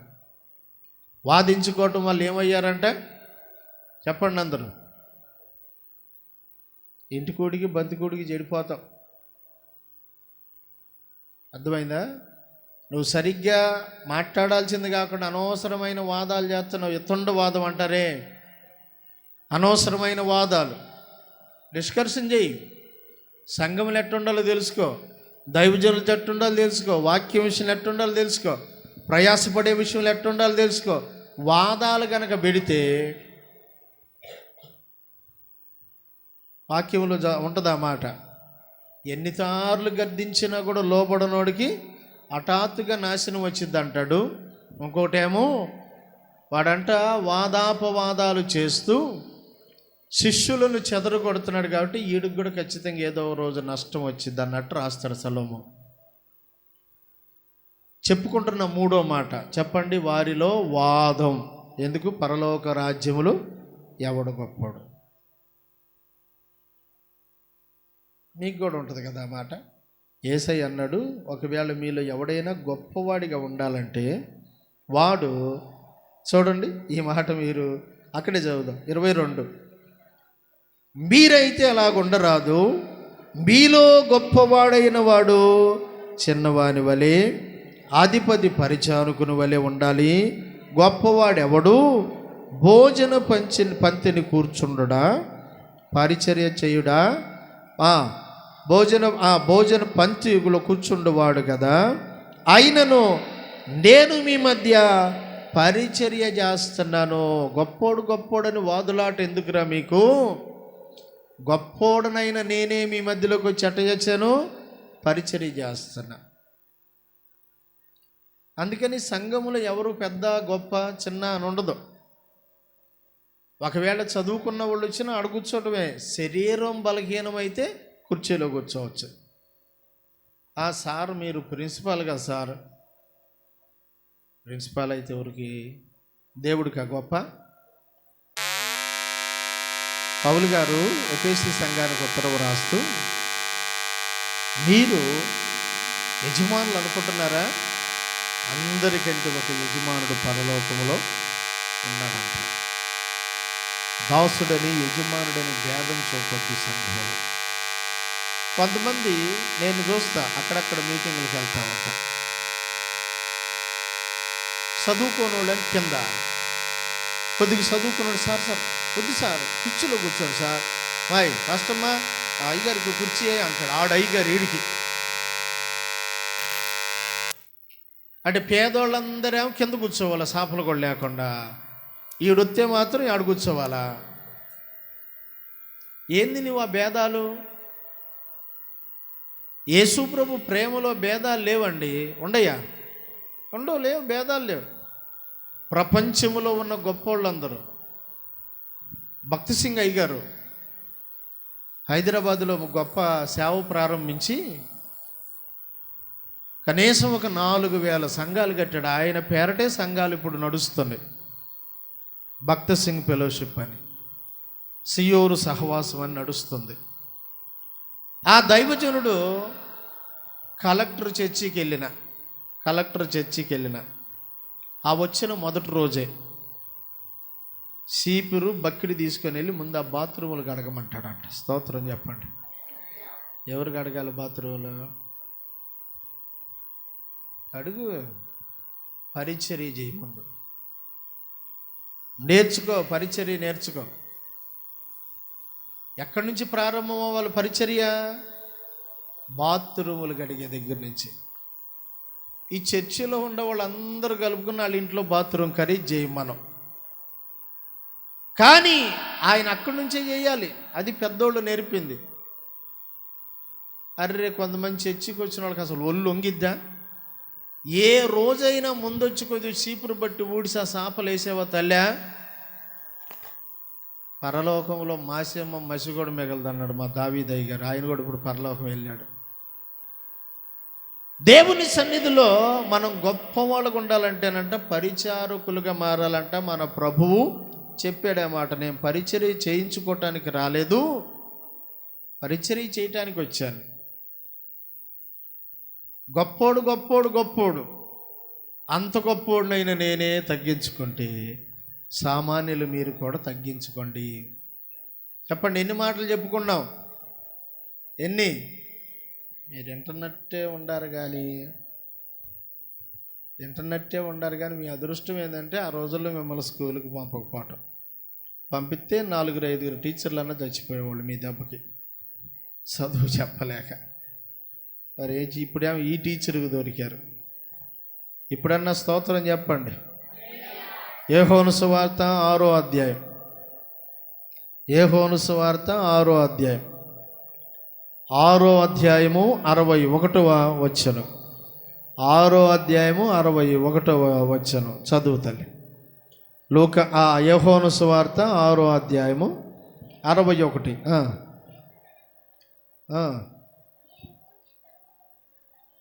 చూడండి, ఈ మాట జాగ్రత్తగానండి. యేసు తన శిష్యులు దీనిని గూర్చి సణుగుకొనుచున్నారని తనకు తానే ఎరిగి వారితో ఎట్లనెనో, దీని వలన మీరు అభ్యంతర పడుతున్నారా? చాలమ్మా. 61వ వచనం చదవగా మనకు అర్థమవుతుంది ఏంటంట, దీని వలన సణుగుకొనుచున్నారు. ఈ మాట మనం బైబిల్ గ్రంథంలో ఎక్కడ ఎక్కువ సార్లు చూస్తామంటే నిర్గమాకాండములో, సంఖ్యాకాండంలో ఎక్కువగా చూస్తాం ఈ మాట. సణుగుకొనిరి అనే మాట. యేసు ప్రభు వారు బోధ చేస్తే సణుక్కుంటున్నారంట. యేసు ప్రభు వారు ఏదైనా చెబితే సణుక్కుంటున్నారంట. ఇది నా శరీరం అంటే సణుక్కుంటున్నారంట. ఇప్పుడు సణుక్కునే కాడికి ఎందుకండి ప్రార్థనకి రావటం? కొంతమంది, ఒక ఆయన సినిమా ఆయనే పాడాడు ఈ పాట, మీరు మళ్ళీ వెళ్ళి నేర్చుకుంటారేమో. సినిమా ఆయనే పాడాడు ఈ పాట, పాడమని చెప్పట్లా. ఒక మాట ఏంటంటే, తమ్ముడు నవ్వుతూ బతకాలరా అన్నాడు. ఒక పెద్ద ఆయన అన్నాడు, సంతోషమే సగం బలవరా అన్నాడు. పెడత మొహం వేసుకొని కూర్చుంటూ వచ్చారు కాడ నుంచి. ఆ మిరప చెట్లు ఎత్తి పిల్లని తీసుకెళ్ళాడు, పెట్టుకోండి, మేము బొమ్మ కొనేటి డబ్బులు కూడా మిగులుతాయి. నవ్వు కొద్దిగా ఆ ప్రభు కుమార్ అన్నావా నవ్వా అంటే అప్పుడు నవ్వుతారా? ఏందంటావు, దిగేసుకొని కూర్చోవడం ఏంది దేవుని మందిరంలో? ఉసూరు మంట కూర్చోవడం ఏంది దేవుని మందిరంలో? ఆ మనవరాలు అందంట, అమ్మా 25,000 రూపాయలు చీర కట్టుకొని, చీరకే సిగ్గేస్తుంది నీ మొహం చూస్తుందంట. తీ ఆ పాత చీరే కరెక్ట్ నీకు అందంట. పెళ్ళికి వెళ్ళాలని చీర కట్టుకుందంట, పట్టు చీర ముసలిది, నిగుడుకొని నిలబడుతుంది. ఎట్టనే నిగుడుకుంటుందంటే ఏందో ఉంగే కొద్దిగా ఉరి. కొంతమందికి ఫోటో అనగానే నిగుడుకుంటారు తెలుసా. నేను కూడా అంతే, నాకు కూడా తెలియదు ఫోటో ఎట దిగాలో. అసలు మా సుమాంజలిని చిన్నప్పుడు నుంచి చూస్తున్నా. ఆ ఎర్రగొండ పాలు ఎలగబెడుతుంది ఒక తల్లి. అసలు ఫోటో అనగానే వీళ్ళిద్దరు ముఖాలు మారిపోతాయి. ఏందంటారు వాళ్ళ ముఖమే అంతే అనుకుందాం మనం. దేవుని స్తోత్రం చెప్పండి. ఈ పిల్ల ఎట్టొస్తుంది, ఆ పిల్ల వట్టెళ్తుంది. వీళ్ళని ఫోటో దిగుతాం మాత్రం మన వల్ల కానే కాదు. సరే ఫోటో దాకా వదిలి పెడదాంలే. ఇప్పుడు యేసు ప్రభు వారు ఏం చెప్పినా సణుక్కుంటున్నారంట. ఇశ్రాయేలీయులు కూడా సణుక్కొని చాలా నష్టపోయారండి. మాట చెప్పమంటారా? ఏంటంటే ఈ సణుకుడు వలన వాళ్ళు చేరవలసిన కనానులో కూడా చేరలేకపోయారు. శిష్యుల్లో ఉండకూడని లక్షణాలు ఎంత భయంకరమైనవి చూడండి. శిష్యులారా మీరు జాగ్రత్త, ఈ తొందరపాటు వద్దు మీలో, ఈ అభ్యంతరం వద్దు మీలో. ఇదిగో ఈ మార్గములో ఎవడు గొప్పోడు అనుకోవద్దు. మీలో నాలుగవదిగా చెప్పండి, సణుగుడు వద్దు. నిర్గమాకాండములు అనుకుంటాను 15వ అధ్యాయము చూడండి. నిర్గమాకాండం 15వ అధ్యాయము, ఆ అధ్యాయములో 24వ వచనం మనం చదివితే, వాళ్ళు మోషే మీద సణిగిరి. ఎర్ర సముద్రం దాటిన వెంటనే ఇక ప్రారంభించారు చూడండి. 24 చదువామా.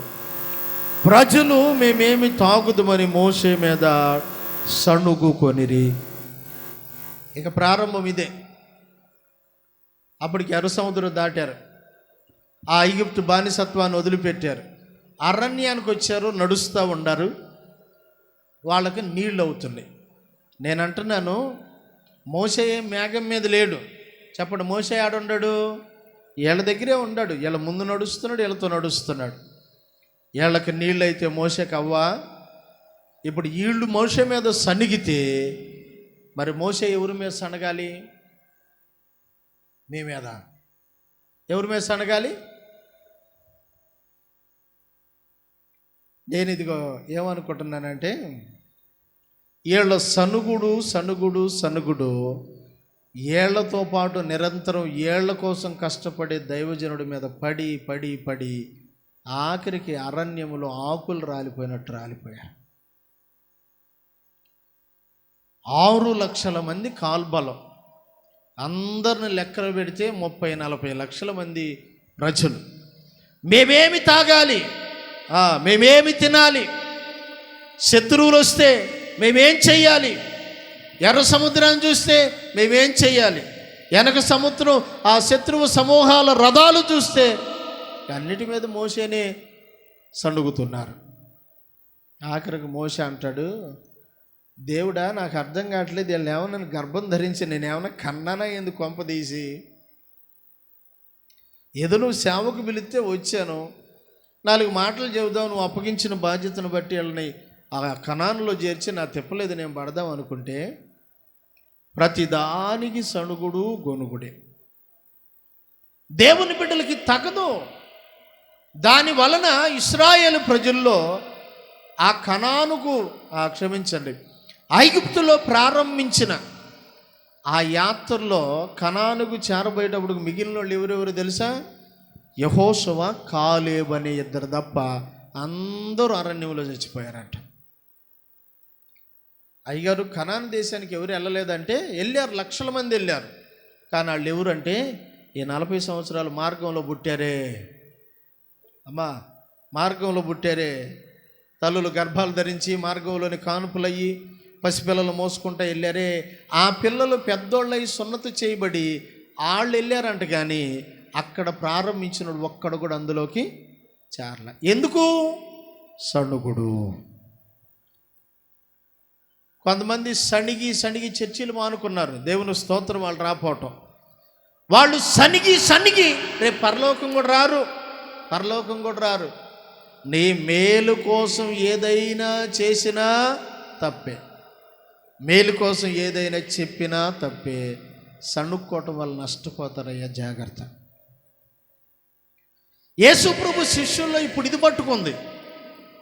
యేసయ్య చెప్పిన మాటకు సణుక్కుంటుంటే యేసుప్రభు అన్నాడు, బాయ్ నేను ఎందుకు చెబుతున్నా అంటే మన పితరులు ఎక్కడ పౌలు గారు కూడా ఆ మాట అన్నాడు కొరింథీ పత్రిక. చూడండి ఆ మాట కొరింథీ పత్రికలో. సణుక్కుంటున్నారా అన్నాడో లేదో నాకు జ్ఞాపకం లేదు, కానీ వారిలో అనేకులు ఆయనకి ఇష్టలుగా లేరు, అరణ్యములోనే చనిపోయారు, వాళ్ళలో ఎవరు కూడా ఆ గమ్యాన్ని చేరలేకపోయారని మొదటి పత్రికలోని 10వ అధ్యాయము చూడండి.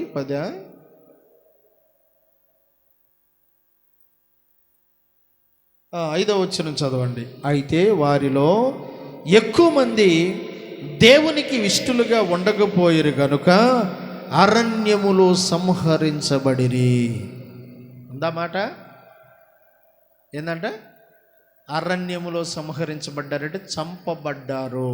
చంపింది ఎవరు ఇంతకీ? దేవుడేనా? అందాం దేవుడే అందాం. ఎందుకు? 11 రోజులు వెళ్ళాల్సిన ప్రయాణం సణుక్కోవటం వల్ల 20 రోజులు అయ్యింది, అయినా కూడా వెళ్ళా. 40 రోజులు వెళ్ళొచ్చు, 40 రోజులు వెళ్ళా. 40 సంవత్సరాలు ఆడాడే తిరిగారంటక్క పెద్దక్క. పక్కన అక్కకు కూడా చెప్పు, అక్క ఏడాడే తిరిగి రేపు నువ్వు మా శ్మశానంలోనే తిరుగుతావేమో, మేము అటు సువార్త పత్రికలకి వెళ్ళాలి. పక్కన అక్కకి చెప్పండి, ఈ మాట చెప్పండి. మీ పక్కన వాళ్ళని ఓరకట తట్టి చెప్పండి, మీ పక్కన వాళ్ళు తట్టండి, ఈ సనుగుడు మనలో వద్దు. చెప్పండి మీ పక్కన వాళ్ళు తట, కనీసం అటోళ్ళని ఇటోళ్ళని తట్ట. ఏమొద్దు మనకి? ఈ సనుగుడు వద్దు, ఈ గొనుగుడు వద్దు. ఇంట్లో కూడా మీరు మాట్లాడితే పేరు పెట్టేస్తారు. ఏంది? ఏం పేరు? ఏదో పేరు ఉంటుందండి మన ఊర్లో. యేసరత్నం నువ్వు కూడా విజయం పెట్టావు చాలాసార్లు. ఏం పేరు? నువ్వు పెద్దగంటే లేదు ఇప్పుడు. అంటే ఏమైంది? గుర్తు వామ్మా,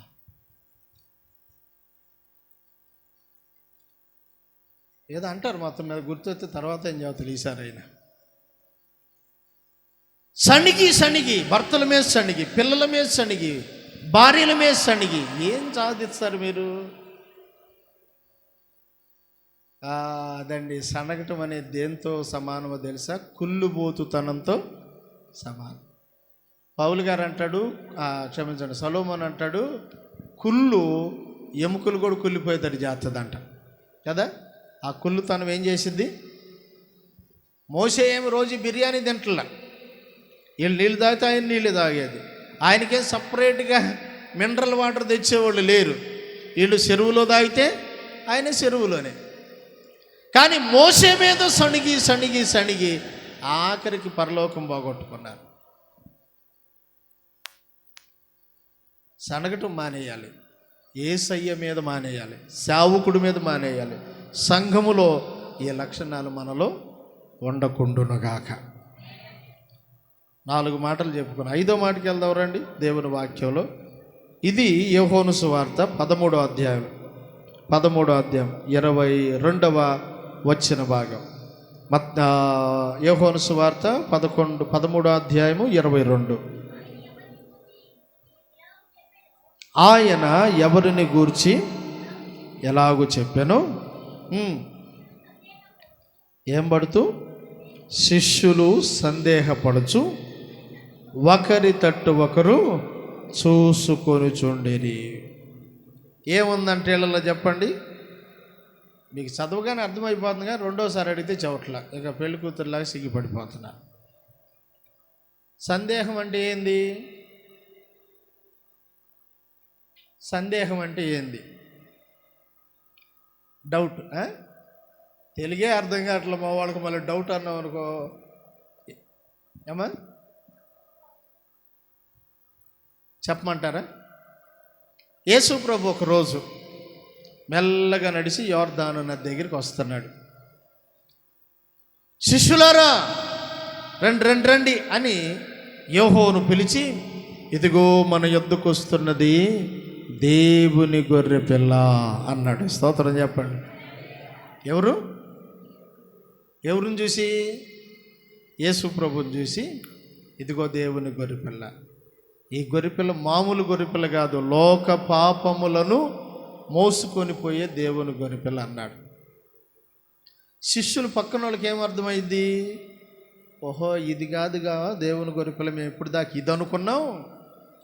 ఈ బాప్తీసం ఇచ్చే యోహోను నేను కాదబ్బా, ఇదిగో ఫలానాయన అని యేసు ప్రభువు చూపిస్తున్నాడని వారిలో ఇద్దరు యేసు ప్రభుని వెంబడించడం ప్రారంభించారు.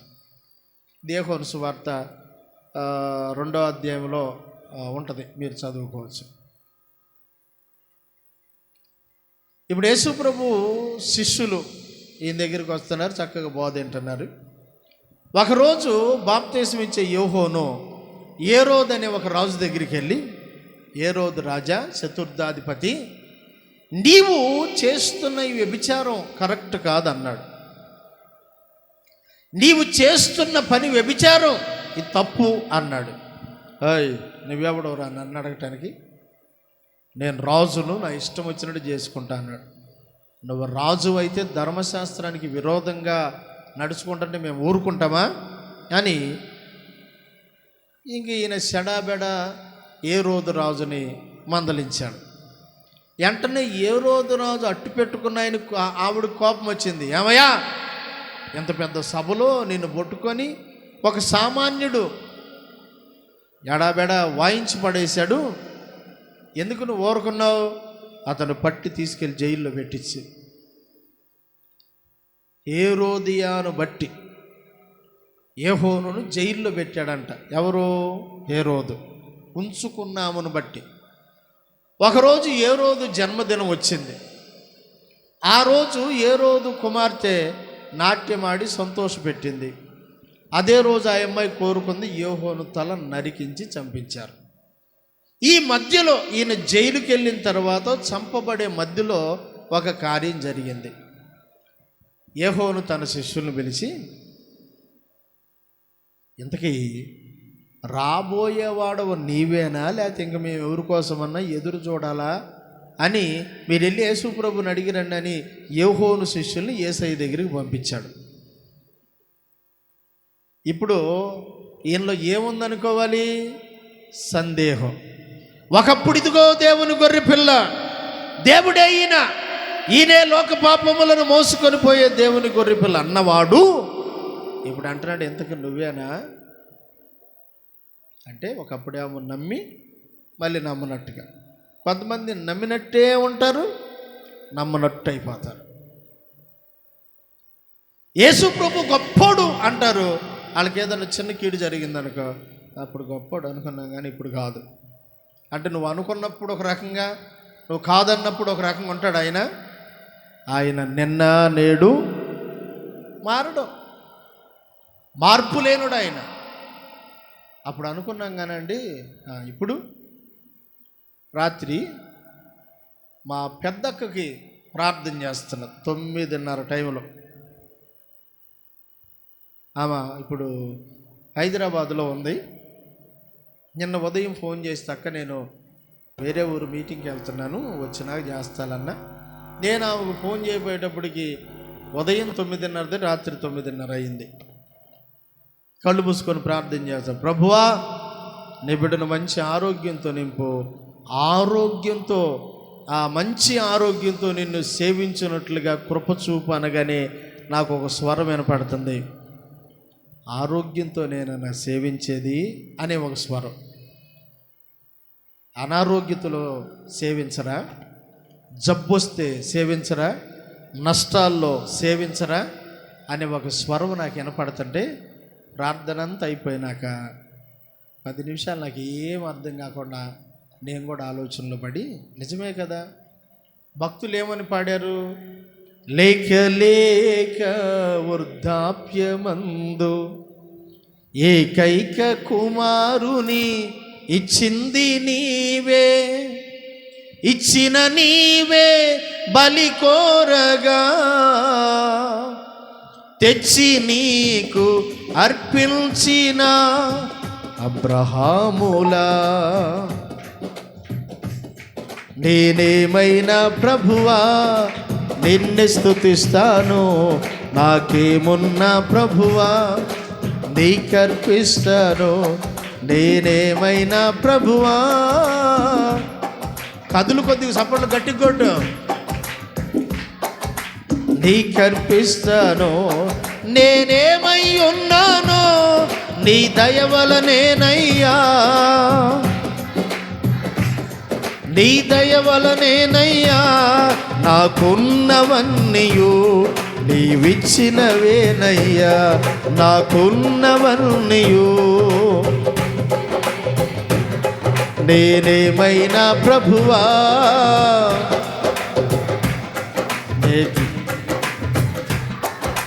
నీకర్పిస్తాను.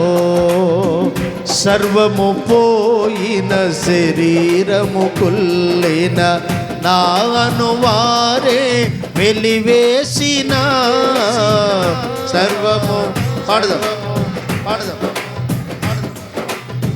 నా అనువారే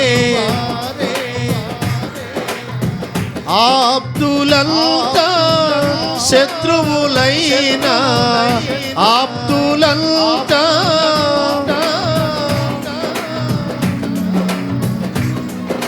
సహించిన యోబులా నేనేమైనా ప్రభువా,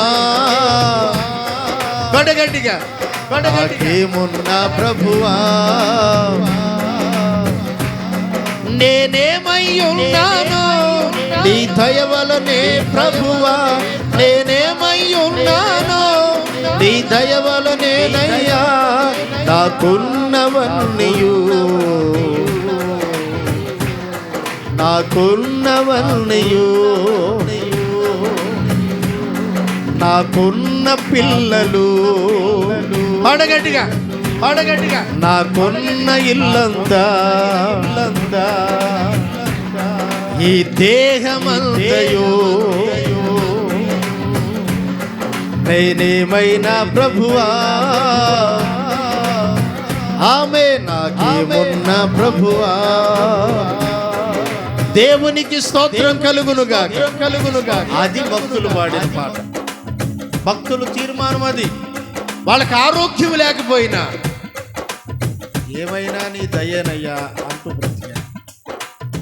సర్వం పోయి, ఆరోగ్యం పోయి, భార్య దూషించి, పిల్లలు కోల్పోయి, శత్రువుల్లాగా స్నేహితులే మారిపోయి ఎంత భక్తులుగా బతికారండి వాళ్ళు.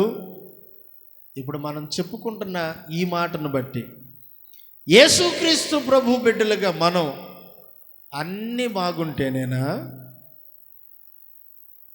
యేసయ్యని నమ్మేది?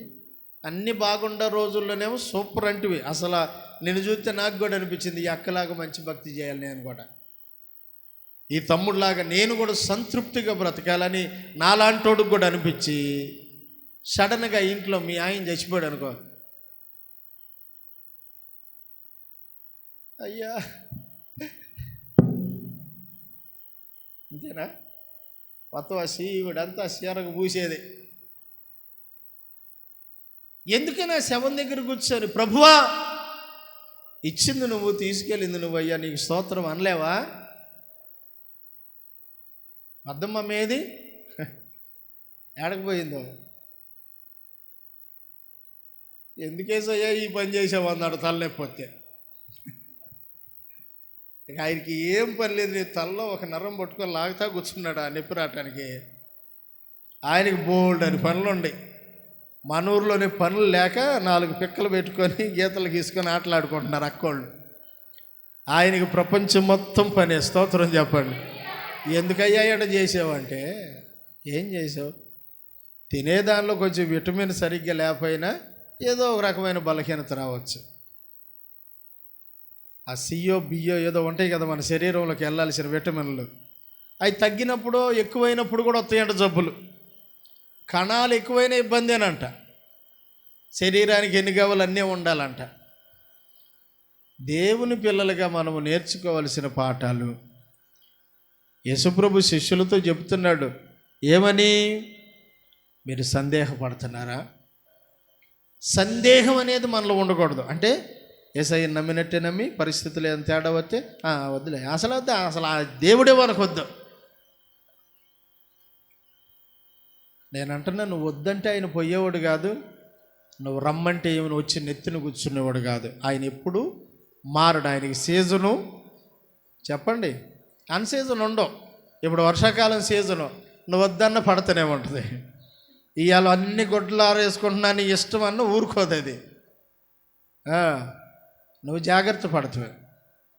దేవుని బిడ్డలుగా సందేహం. ఒకసారి ఓ పాస్టర్ గారు నన్ను ఒక వాక్యం చెప్పడానికి వాళ్ళ చర్చిలో పిలిచాడు. మరి ఆయనకి ఈ మాట ఎట్ట అర్థమైందో నాకు తెలియదు, బైబిల్ ఎన్నిసార్లు చదివాడు తెలియదు. మైక్ నాకు ఇస్తా ఈ మాట అన్నాడు. ఇప్పుడు మేడిపల్లి నుంచి వచ్చిన పాస్టర్ యేసుదాస్ గారు మనకు సందేహం వినిపిస్తాడన్నాడు. సందేహం ఏంది? నేను సందేహం వినిపిస్తానా, సందేశం వినిపిస్తానా? సందేహం అంటే నేను మిమ్మల్ని అనుమానంలో పడేయటం. అనుమానమే పెనుపోతమే పెద్ద రోగం. కొంతమంది కోరక అనుమానం. అందుకే అనుమానం ఉండేవాళ్ళు ఎక్కువ శాతం తాయిత్తులు దారాలు కట్టుకుంటారు. మీకు తెలుసో లేదో. పాస్టర్ గారు మరి ఇవన్నీ ఎందుకు లేక నాకు బైబిల్ అయ్యా. ఎందుకు ఆ మిత్తి ఏం చేస్తావు? అయ్యా నేను పండుకోబోయిందాకేమో నెత్తి మీద పెట్టుకుంటా,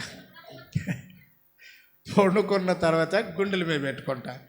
కానీ పండుకొని నిద్రపోయినా పడిపోయిందిగా, పడినగా ఏం చేస్తావు? చీర పైటి చెంగుతో కట్టుకునిద్దంట. అబ్బాయి ఎంత మంచి తల్లి అమ్మ. అంటే దైవం ఈ బైబిల్ ఉంటే రాదా? వీళ్ళంతా సందేహం. బైబిల్ గ్రంథంలో యేసు ప్రభువు వారు మన సందేహాలన్నీ పోగొడటానికే సందేశం ఇచ్చాడు. స్తోత్రం చెప్పండి. యేసయ్య మాట చెబితే దయ్యాలు వెళ్ళిపోయినాయి. రాయ్ ఇట్లా అందరికీ తలో కొబ్బరి నుంచి చేసే 525 ఒక్కొక్కటి మొత్తం మా ఇస్కరియోతుకి ఇచ్చేయాలండి అన్నాడా? కొంతమందికి అదే, అయ్యా నూనె డబ్బా మాత్రం మంచం పక్కనే పెట్టుకో, మంచం కాదు మొత్తం ఒకసారి మింగు. నీ లోపల ఆ అనుమానం జబ్బుంటే మాత్రం ఏం తగ్గదు. నమ్ముట నీ వలనైతే అది. సందేహపడతాం అంటే నమ్మకం ఉండట్టు లేనట్టు. అప్పుడప్పుడే నమ్ముతారు, అప్పుడప్పుడే కాదంటారు. ఏది అవునంటారు, అది మళ్ళీ వాళ్ళే కాదంటారు. అంటే నువ్వు అనుకున్నది బాగున్నప్పుడు దేవుడు కాదు. నేను అంటున్నా, నీ పరిస్థితులు ఏదైనా దేవుడే అని నమ్మాలి. యేసు ప్రభు శిష్యుల్లో సందేహం ఉందంట. సందేహం ఏం చెప్పినా సందేశం. ఏ రకమైన సందేశం వీళ్ళకి అందుతున్నప్పటికీ ఆ లోపల ఉన్నది మాత్రం పోటల్లా. అందుకే ప్రభు అన్నాడు, విశ్వాసము లేని మూర్ఖతరం వారలారా. ఎవరు వీళ్ళు? విశ్వాసం లేని వాళ్ళు కొంతమంది ఉంటారు. వాళ్ళతో మీరు కూడా ఏకీభవిస్తున్నారా? మనం ఇప్పుడు నేర్చుకోవలసిన 5వ మాట ఏంటంటే, సందేహాలు మనలో ఉండకుండునుగాక. సందేశమే ఉండాలి. మనం నింపబడాల్సింది అవిశ్వాసంతో కాదు, విశ్వాసముతో నిండుకోవాలి. అప్పుడే గొప్ప కార్యాలు జరుగుతాయి. దేవుని బిడ్డలారా, యేసు ప్రభు చెప్పిన ఈ 5 మాటలు ఒకసారి మనం జ్ఞాపకం చేసుకొని ఈ మాటలు ముగిద్దాం. యేసయ్య సముద్రం మీద నడుస్తుంటే చెప్పండి, చూసిన వాళ్ళు తొందరపడి దేవుణ్ణి పట్టుకొని దెయ్యం అంటున్నారండి, మంచిని పట్టుకొని చెడు అంటున్నారు. ఇప్పుడు యేసుక్రీస్తు ప్రభు వారు చెప్పాడు, అభ్యంతరాలు రాక మానవు కానీ ఎవడి వల్ల వస్తాయో వాడికి శ్రమ వచ్చింది కాబట్టి మీరు అభ్యంతరాలు వద్దు. 3వదిగా మత్తయి సువార్తలో 18వ అధ్యాయంలో ప్రభు అన్నాడు, ఎవడు గొప్పోడు అనుకుంటున్నారా? పరలోకములో కాదు, ఎక్కడ కూడా ఎవరు గొప్పోళ్ళు లేరు, అందరూ సమానమే. యేసు ప్రభు బిడ్డల దగ్గర సమానత్వం ఉండాలి. అన్ని జనుల్లో ఉంటుంది, సమానత్వం ఉండదు. అన్ని జనుల్లో వాళ్ళల్లో ఎవరో గొప్పోడు ఉంటాడు, తక్కువోడు ఉంటాడు. అందుకే చూడండి, అన్ని జనుల మధ్యలోని కులాలు ఉంటాయి. కానీ ఇది తెలుసా, అమెరికా వెళ్ళండి మీరు, అమెరికాలో ఎవరిని గదిలిచ్చినా మీదేం కులం అన్నామనుకు వెంటనే ఏం చెబుతాడు చెప్పండి? ఒకే కులం చెప్తారు, క్రైస్తవులు అంటారు. క్రిస్టియన్, అసలు మా దేశమే క్రిస్టియన్ దేశంరా అంటాడు. మన దేశంలో ఎవరు నన్ను అడగండి, ఏడదాకేందుకు ఇప్పుడు మిమ్మల్ని అడిగితే మీరెవరు, వీళ్ళెవరు, భేదాలు లేవా? ఇది ఏ కాడకు వచ్చిందంటే మన దేశంలో ఏ కాడకు వచ్చిందంటే, ఎవరుండారనుకో, ఇప్పుడు ఈ కులం అంటే ఒకటి, ఈ కులంలో ఈ పిల్లకి 4 దేవుని మాటలు వచ్చు, ఆ పిల్లకి 4 పాటలు వచ్చు. మన ఇద్దరం కలిసి మనోళ్ళ మధ్యలో సేవ చేద్దామండి, చేద్దామండి. నువ్వు పాటలు పాడి, నేను వాక్యం చెబుతా, నువ్వు ఆరాధన చేయి, నేను స్వస్థత ప్రార్థన చేస్తా. అయిపోయా. వాళ్ళ మధ్యలో వాళ్ళ కులంలో ఒక చర్చి, ఏ కులమోడు ఆ కులమోడే ఒక చర్చి పాస్టర్. ఈ కులమోళ్ళు ఆ కులమోళ్ళు చర్చికి రారు, రమ్మన్న రారు, ఫోటోలు పెట్టుకున్న రారు. ఏంటి కారణం? యేసయ్య శిష్యుల్లో బయలుదేరింది ఒక వాదం. ఏంటి? ఎవడు గొప్పోడు, ఎవరు కాళ్ళు గొప్పోడు. మరి భారతదేశంలో భూమి మీద ఉన్న మనుషులందరిలో ఒకటి మాత్రం ఎప్పుడు ఉంటుందంట, దాని పెద్దలు చెప్పగా నేను విన్నాను. ఏంటంటే, నేనే గొప్పోడిని అనుకుంటా బతుకుతాడంట. అది ఎప్పటికీ అంతే, వాస్తవమే అది.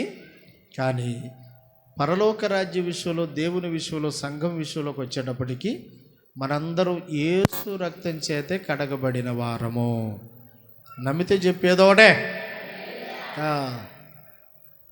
యేసు రక్తం మనల్ని కడిగింది, పరిశుద్ధులు.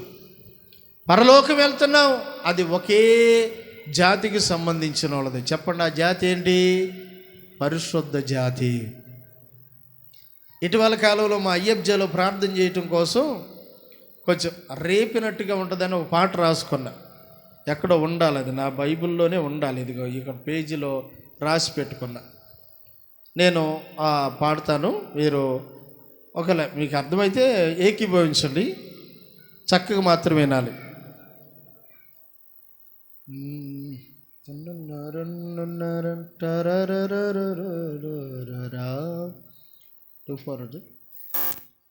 ఉద్యమం, ప్రార్థన ఉద్యమం, ఉద్యమం, విజ్ఞాపన ఉద్యమం. వద్దు, ఆగండి, ఎందుకు చెడగొడతాను నేను దాన్ని. ఇప్పుడే కొంచెం ట్యూనింగ్ చేసుకుంటా.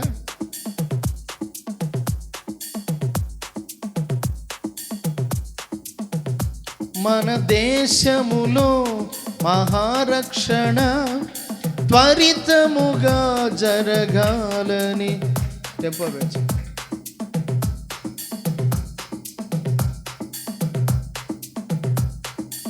పెంచాలి.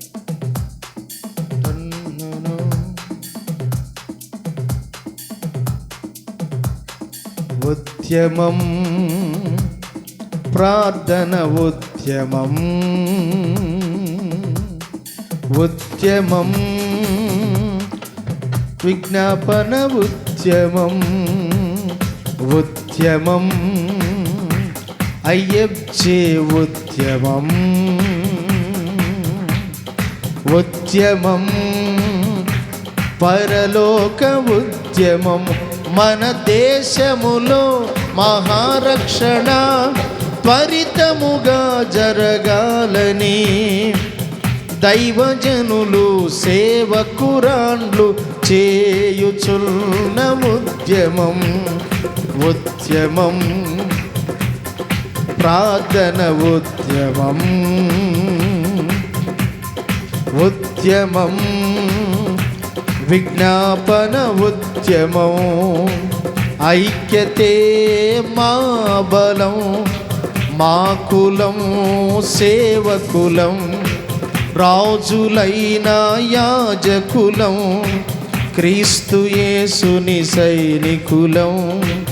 ఐక్యతే మా బలం, మా కులం సేవకులం, రాజులైన యాజకులం, క్రీస్తు యేసుని సైనికులం. మన దేశములో మహారక్షణ త్వరితముగా జరగాలని దైవజనులు సేవకురాండ్లు చేయుచున్న ఉద్యమం ఉద్యమం ప్రార్థన ఉద్యమం ఉద్యమం అయ్యే ఉద్యమం. దేవునికి స్తోత్రం. ఆ ఫస్ట్ వచ్చినమంతా ఏమి రాశానో తెలుసా? ఐక్యతే మా బలం, మా కులం సేవ కులం, మా కులమే సేవ. అర్థమైందా? మేమెవరో తెలుసా? రాజులైన యాజకులం, క్రీస్తు యేసుని పరిచార కులం. ప్రతి దానిలో కులం అనే మాట ఉంది. ఏం కులం ఇది? మంచిదే, పుట్టాం దానిలో. కానీ యేసు రక్తం చేత కడగబడిన మనం ఏమయ్యామో తెలుసా? అందరిది పరిశుద్ధ కులమైంది. స్తోత్రం చెప్ప. మా కులమే పరిశుద్ధం, మా గోత్రమే పరిశుద్ధం, మేము వెళ్ళే పట్టణమే పరలోకం. అది పరిశుద్ధులు ఉండే పట్టణం అండి. అక్కడేం భేదాలు ఉండవు. మనం మూడవదిగా ఏమనుకుంటున్నామంటే యేసు ప్రభు శిష్యులు ఎవరు గొప్పోళ్ళు. నాలుగవదిగా వాళ్ళలో సణుగుడు అనేది ఉంది, అది ఉండకూడదు. చివరిగా ఏం తెలుసుకున్నాం? సందేహపడుతున్నారు. మీలో ఎంతమందికి సందేహాలు ఉంది చెప్పండి? యథార్థంగా చెప్పండి. అన్నా నాలో చాలా సందేహాలు ఉన్నాయి అంటే ప్రార్థన చేస్తా. ఏమి లేవంటే అసలు మీకోసం ఒక్కసారి కూడా చేయను. ఉండయ్యా సందేహాలు? ఉండయ్యా? పిల్లలు మన యవనస్తుల కూటం పెట్టి వాళ్ళకున్న ప్రార్థన అవసరతలు రాయమంటే నోటుతో చెప్పలేదు కానీ అందులో చక్కగా రాశారు, చాలా రాశారు. అవన్నీ ఎదురు పెట్టుకొని ఇన్ని ఉండయా ఏళ్లలో, ఈ పిల్లల్లో ఇన్ని ప్రార్థన అవసరతలు ఉండయా, యవన కాలంలో వాళ్ళు ఇన్ని రకాల శోధనలు అనుభవిస్తున్నారా? నేను అంటున్నాను, సందేహపడే వారి మీద ఎక్కడో ఉంటుందండి ఆ మాట. యోధా పత్రికలో ఒకే అధ్యాయం ఉంటుంది. యోధా పత్రిక 22వ వచనం అనుకుంటా, 22 కానీ 24 కానీ, సందేహపడేవాడి మీద కనికరం చూపండి అంటాడు. చూడండి, యోధా పత్రిక అధ్యాయం 1 ఉంటుందిలే, ప్రకటన గ్రంథానికి ముందుండే పత్రిక. చదువు 22. సందేహపడేవాడి మీద కనికరము చూపుడి, అగ్నిలో నుండి లాగినట్లుగా కొందరిని రక్షించండి. సందేహపడేవాడిని ఏం చేయాలంట? ఒకటి కనికర పడాలంట, అగ్నిలో నుండి లాగినట్టుగా లాగాలంట, లేకపోతే అటు రాలేడంట బయటికి. వాడు సందేహములో ఉన్నాడు, కొద్దిసేపు నమ్ముతున్నాడు, కొద్దిసేపు నమ్మట్లా. అర్థమైందా? ఇప్పుడు అశోక్ అనే అబ్బాయి మన దగ్గర ఉన్నాడా? ఆ సందేహపడే వాళ్ళకి అట్లాంటి వాళ్ళు అందరూ కూడా లీడర్లు అనమాట. నమ్మినట్టే నమ్ముతారు, మళ్ళీ వెనక్కి వస్తారు. మన సంఘంలో అబ్రామ్ అనే ఒక ఆయన అమితాబ్ బచ్చన్ ఉంటాడు చూడండి, నమ్మినట్టే నమ్ముతాడు, నమ్మనట్టే ఉంటాడు. తెలిసిపోయింది. కొంతకాలం సహవాసం చేస్తే ఈడేరా సందేహానికి పెద్ద బిడ్డ, సందేహానికి ఈ పిల్లే పెద్ద బిడ్డ అన్నట్టుగా సందేహపడుతూ ఉంటారు, నమ్మునట్టే నమ్ముతారు. ఈరోజు అసలు వాళ్ళు చేస్తుండే ప్రార్థన, అయ్యో బాబు దండం పెడతాంరా, వాళ్ళు రేపు పొద్దున ప్రార్థన నడవట్లేదన్న సందేహం అట్ట ఉంటుంది. వాడిని అగ్నిలో నుండి లాగినట్టుగా లాగాలంట. లేచి నిలబడదాం, ప్రార్థన చేద్దాం. దేవుడి మాటలు మనందరి వెనుకడిలో ఆశీర్వదించునుగాక.